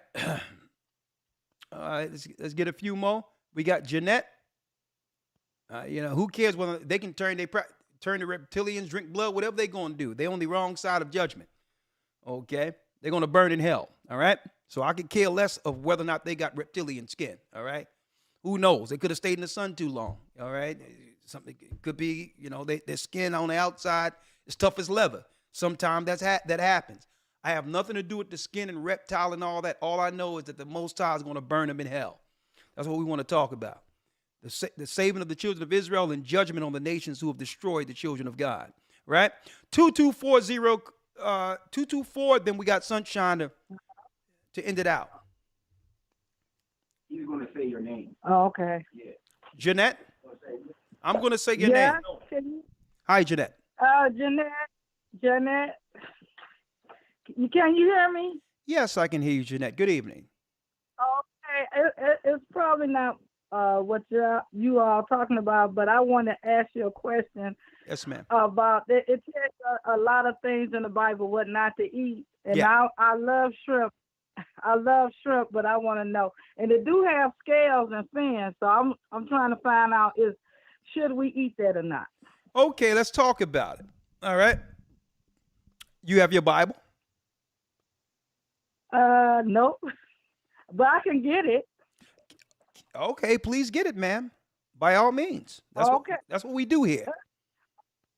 Okay. Because listen, sister, because I'm not going to tell you what to eat and what not to eat, but I know you'll listen to God, right? Right. Okay. Right. Get a Bible. Okay, I got the Bible. King James Version. Look at what you said, King James.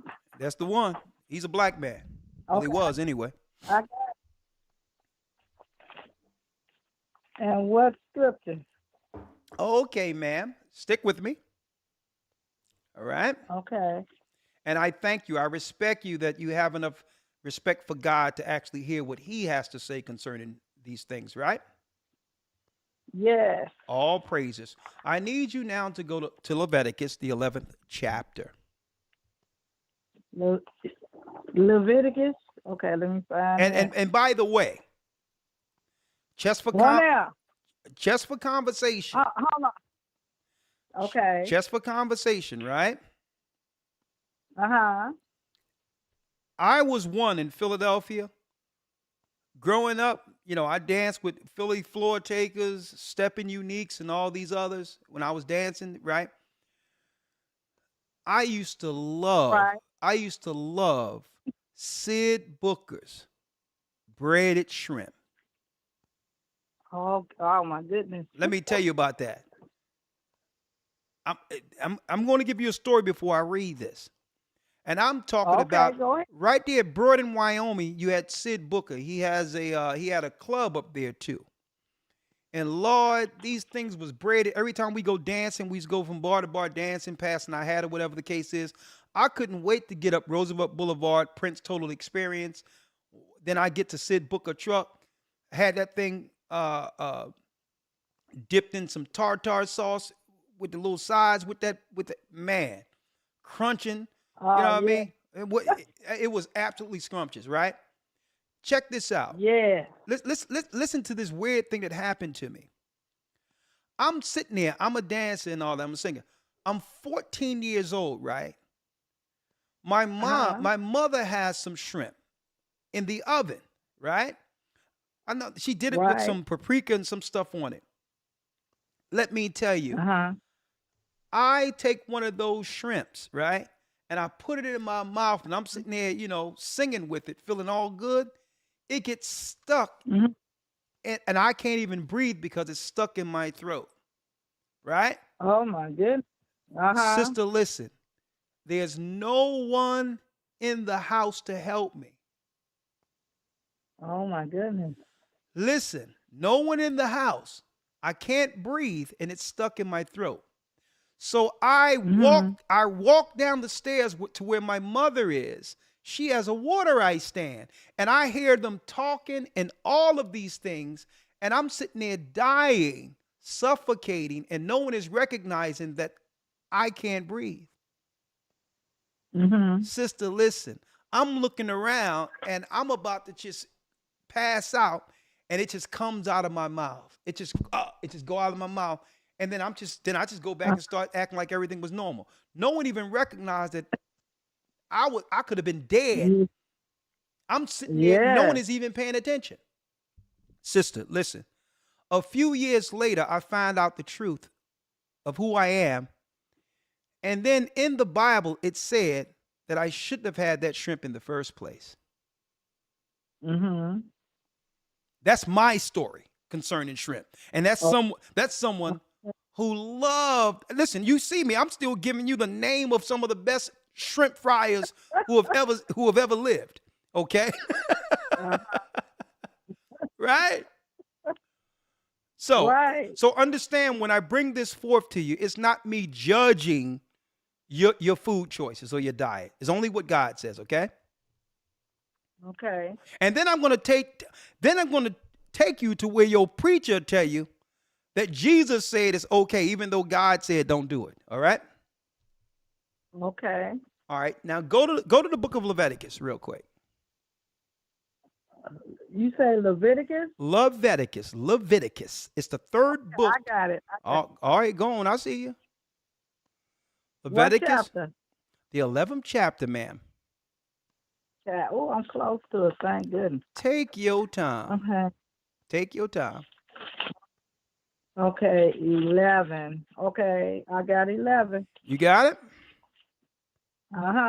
Okay. All right. Now, I need you to go to Leviticus 11. Right? Let me move this. Right. And I'm going to go with, because there's some people out there who probably have the same question, right? So I'm going to take my time with this so to teach it so that you can have full understanding. Start at the fourth verse. Matter of fact, let's start at the first verse. Okay. You can read it. Oh, Lord. Can my son get my glasses for? I'm thinking you're going to read it. Listen, if I read, sister, listen, if I read it, that's me telling you. If you read it, that's God telling you. Okay, let me get my glasses. You gonna wait? Listen, sister, I'll take all the time I need. I'll take all the time you need. Don't worry about it. Take your time. Okay. All right. I'm gonna get my glasses. All right. They should be. Okay, I got them. I'm gonna go run back to the kitchen. Take your time. Take your time. Just relax. You don't have to rush. Okay. Right? Oh, yes. Okay, I got it. I'm glad to hear that you patient. Okay, I'm sitting at the table and it's Leviticus chapter 11. Yeah, start at the first verse. And the Lord spake unto Moses and to Aaron, saying unto them. Okay, let's stop right there. Hold up. Let's stop. Take your time because I'm going to work it out with you, sister, okay? Okay. And your name is again? Jeanette? Jeanette. Okay, Jeanette. This is the Lord who spoke to Moses and Aaron, right? Right. So this is not Elder Ricard Shiar. This is not Moses, and this is not Aaron. This is above man. This is God himself, correct? Right. This is him speaking to you now. Read the second verse. Okay. Speak unto the children of Israel, saying, there are the beasts which ye shall eat among all the beasts that are on the earth. So it says, tell my people, the children of Israel, these are the beasts which you shall eat among all the beasts that are on the earth. Right? Read. Right. Read it. Whatsoever parted the hoof and is clove-footed and chew the cud among the beasts, that shall you eat. Now, when it says cloven-footed and cheweth the cud, you ever see how a cow chews? Like their mouth moves like, and even horses' mouths move the same way, right? When they eat grass or whatever. But guess what?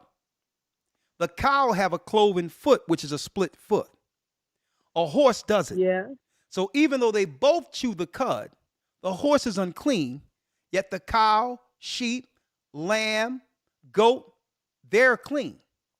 You got it? The buffalo, the bull, they're clean because not only do they chew the cud, they're cloven-footed.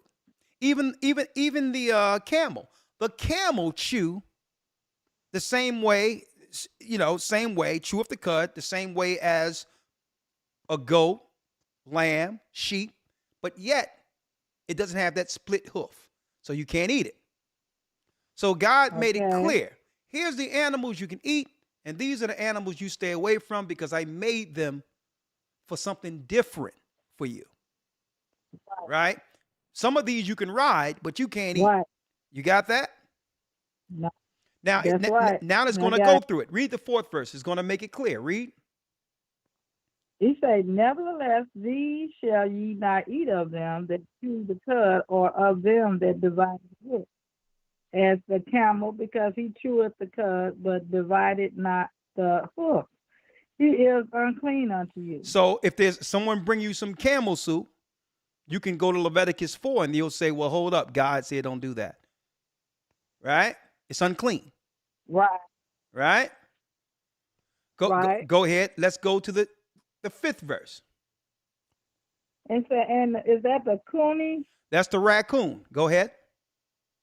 Okay, and the coonie, I never knew that. That's to learn something every day. There it is. And the coonie, because he chewed the cud, but divided not the hoof, he is unclean unto you. So you can't eat stuff like that, right? And the what? And the hare, which is the rabbit. The rabbit. The hare, you got it. That's what God told you. Go ahead.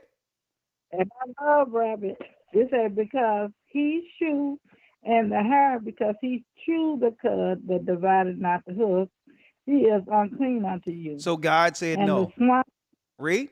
That's right. And the what? And the swine. And the what? The swine. What swine? And the hog. Hog, pig, whatever the case is, from the rooter to the tutor. No pig knuckles, no pig feet, no chitlins, no hog jowls, no pig tongue. Yeah. All right. Read it. And the swine, though he divided the hoof and be clove-footed, yet he chew not the cud, he is unclean to you. So God says no to the pig. Read. Of their flesh shall ye not eat, and their carcass shall ye not touch. The Bible says you can't even touch. Not only you can't eat it, you're not even supposed to put your hands to clean it. It's so filthy. Oh my goodness. And this is why so many people are coming up with all these diseases. You're eating the animals the Most High made to eat the diseases. Before there was any plumbing systems, our farms, there was a natural ecosystem where we would have the pigsty far off, so that our waste and all that is eaten by the pigs, right? And therefore, the pigs would die of the disease, and we would bury the pig so that the disease wouldn't affect us. Now we're eating the animals the Most High made to eat the disease. And you may wonder why the earth is so diseased. Why you're sick all the time, because you're eating the animals that was meant to eat the sickness. That's why we're Okay. overweight and all these others. So God, if anyone knows more than anyone, God know why he made a pig. And it wasn't for man to consume. Okay? It's in the Bible. Come on, Yeah. what's next? Okay, it's 9. These shall ye eat of all that are in the water. Now here we go. Whatsoever Here's the answer to your question. In the waters. Read. It say, whatsoever has fins and scales in the water, in the sea, and in the rivers, them shall ye eat. So it have to have both, not one or the other. Okay. Okay. Read 10. And all that have not fins and scales in the sea. So they must and in have the both. river, They must have both. Scales, fins, and scales. Not one or the other. Okay. Read. Okay. And scales in the sea and in the rivers of all that move in the waters and of any living thing which is in the waters. They shall be abomination unto you. There are what unto you? Abomination. An abomination. That's sin. Because this is why our people are so sick. We're doing what God say don't do. We're consuming what God say don't touch. Yeah. Read the 11th Abomination. verse. Abomination is a filthy act. Why? It's filth. Because these are the animals the Most High put at the bottom of the waters to clean the ocean, rivers, and streams. So if we eat the animals the Most High is using to clean the waters, no wonder if the waters become dirty where it destroys our bodies and all that, where we can't even drink the water anymore. Because we took out the animals that was eating the feces on the bottom of the water and made it a delicacy. Okay. Right? So all in all, shrimp, crab, lobsters, oysters, mustards, all of these eat the feces. It cleans up the waters. It's a natural system the Most High set up to make sure the fish are healthy for us to eat. Right? Can I ask you a question? Now, hold up. Before you ask, but let's go to the shrimp now, because you asked that in particular. Okay. The shrimp. Okay. The shrimp has scales, but no fins. Okay. The tail. No, that's not it. No. It's the tail. No. No. Don't try to get in with the tail. It's all scale. The fins mean, boom. Don't forget, I worked in a restaurant, prepping and everything, and I know what's going on with some food, okay? Scales is you have to scrape the scales off. It ain't no one big, right? It's like the individual scales you have to scrape off. And fins are that long fin on the back of a fish, okay? Shrimps, I'm talking about scrimps. Shrimps, you know, that's that old 5-year-old, mom, give me some scrimps, right? Shrimps don't have fins, okay? Now, let me show you. Right. Let me show you here for the sake of, right? Let me show you. On the screen, you can look at this at your, you know, in your own convenience, and you'll see here, and what I'll do is I'll pull up a fish fin, right? There it is. Okay. That's simple, right? Now, as you can see, the fins, there's 1, 2, 3, 4, 5, 6. They swim with the fins. They got one on their back, one under them, and one at the end. Okay, those are fins. Shrimp don't swim like this. They're unclean. They're bottom feeders. You want to see your health get better? Eat what God said eat. And watch how your doctor start asking you questions like, what's going on? Right? Okay. And let me tell you, I thank the Most High that my mother began to listen to me, because I believe it added about an extra 7 to 10 years to her life. And she told me that, right before she passed over. I'll see her again. But she told me, she said, Junior, you saved me. You came back and gave me many years. And I said, Mom, just thank the Most High. It was our God who's given us back the law, statutes, and commandments. And if you break the law, the wages of sin, sister, is death. So if you're sinning against God, you'll have a shorter life. And that's including eating the things God said don't eat. Therefore, it shortened your lifespan. Now, the last thing, let me go to where your preacher's going to tell you that God said it's okay. All right? Okay. I'm getting in front of that now. Because, he'll sit there and talk about God and Christ, and he'll go down there and down in the cellar and serve you a whole plate of pork chops, right? So we're going to get with this real quick. Right? He'll tell you all you got to do is pray over it, and God said it's all right with him.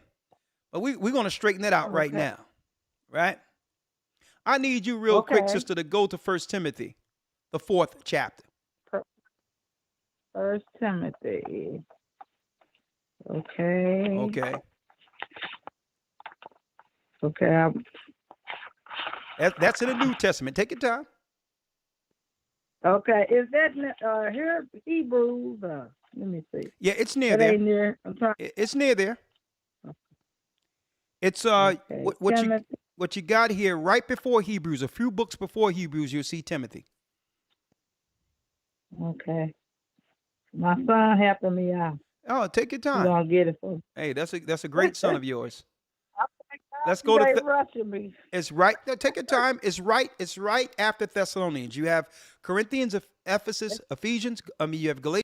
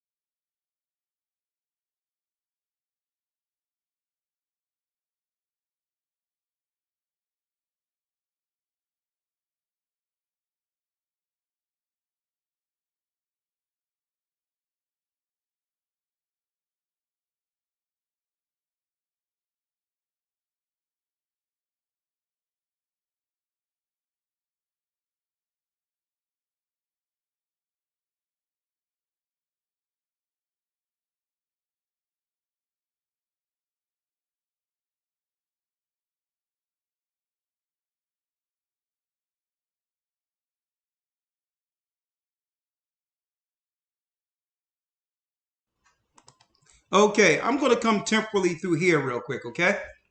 Hold on. Okay. All right, hold on. Can you hear me now? Yeah. Okay, so I'm going to come through this system because somehow my mixer just went out, all right? So that was deep in of itself, okay? That was weird. You can hear me though, right?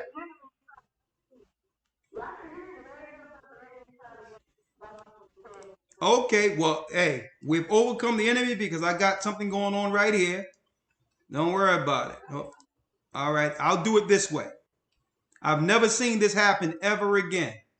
But the enemy, boy, I tell you, enemy, they definitely upset right now.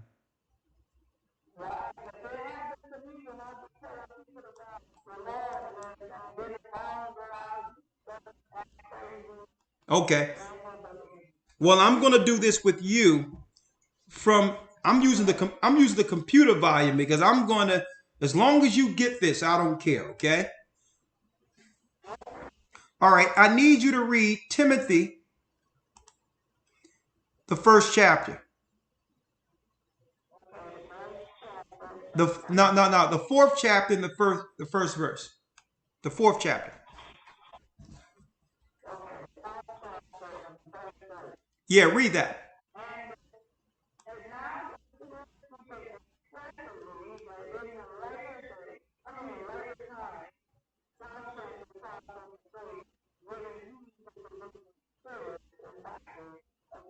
Now, this is how you're going to know what?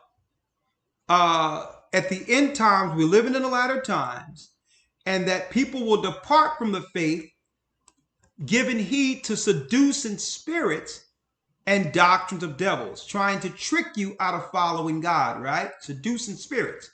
Read the second verse. Second verse.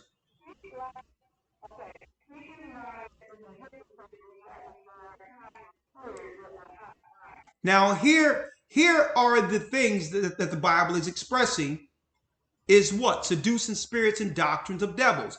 This is where your pastor is going to take you to tell you it's okay to eat anything. But we're going to give it clear. We're going to make it clear. Read the third verse.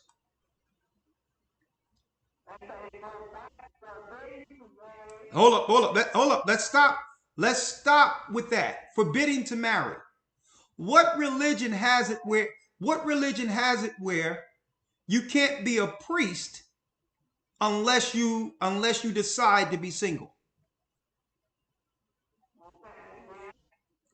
The Catholic Church. The Catholic Church tell their pastors, their preachers, their cardinals and bishops that they can't marry if they're going to join the priesthood. That's a doctrine of devils, right? If someone tell you you can't marry, that's a doctrine of devils, right? Read on. And commanding.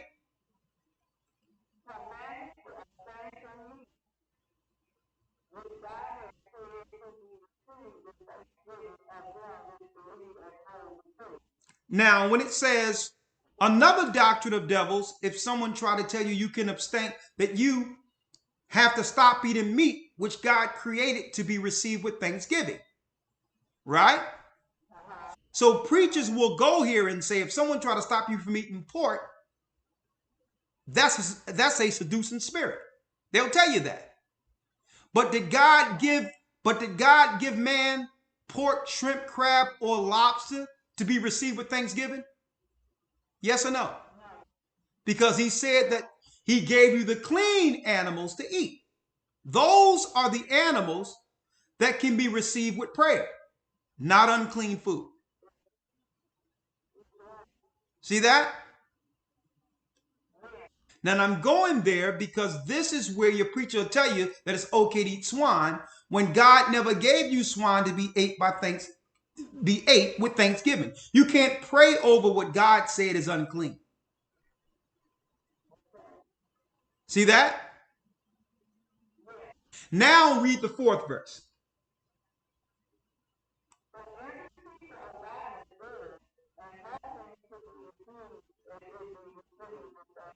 And that's where the preacher take you. But what he ignores is that the food that the Most High gave us in the Old Testament to be received with thanksgiving are clean animals. Right? So when it says every creature, it's not speaking of any animal walking around, or you'll be like those in Asia who go skin a cat or dog sometimes. Or you can have people eating monkeys. So it's no every creature. It's speaking of what you focus on, what God gave man to eat or to be received with thanksgiving. Where do you go to find out the animals the Most High gave us to be received with thanksgiving?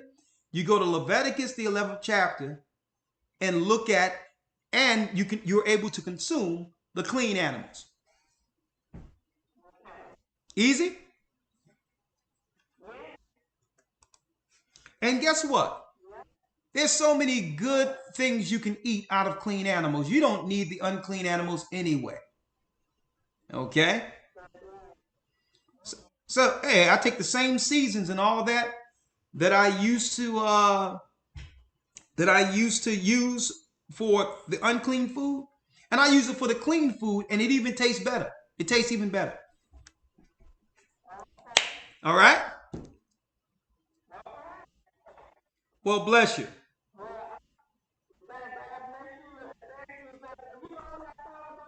Yeah.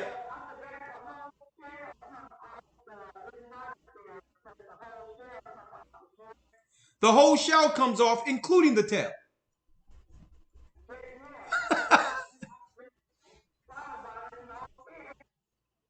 There you go. It's one scale. You're right.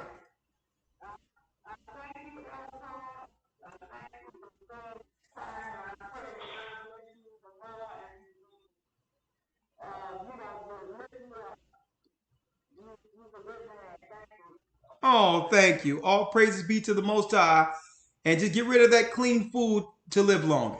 Get rid of the unclean food to live longer. Excuse me. Okay? Thank you. Bless you. All right. Hold on. Well, I've never seen that happen before. I have never seen that happen before. Audio just went. Like, man, it's all good. It's all good. Let me move this out of the way. And Sunshine, I'll bring you in. And we'll conclude it with Sunshine. Hey, go ahead, Sunshine. How are you?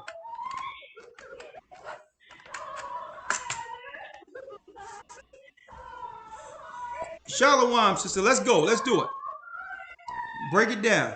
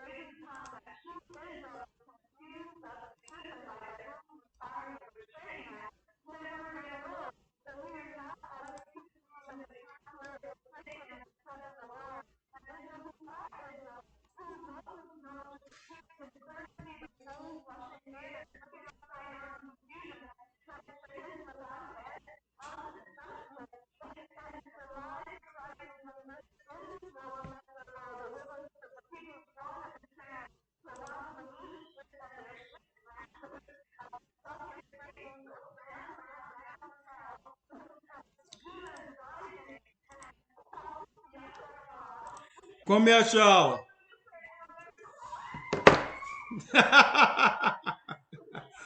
Shalom.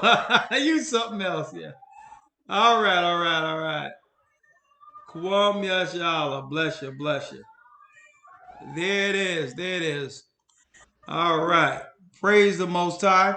Well, that concludes our broadcast for this evening. Of course, the equipment that went haywire.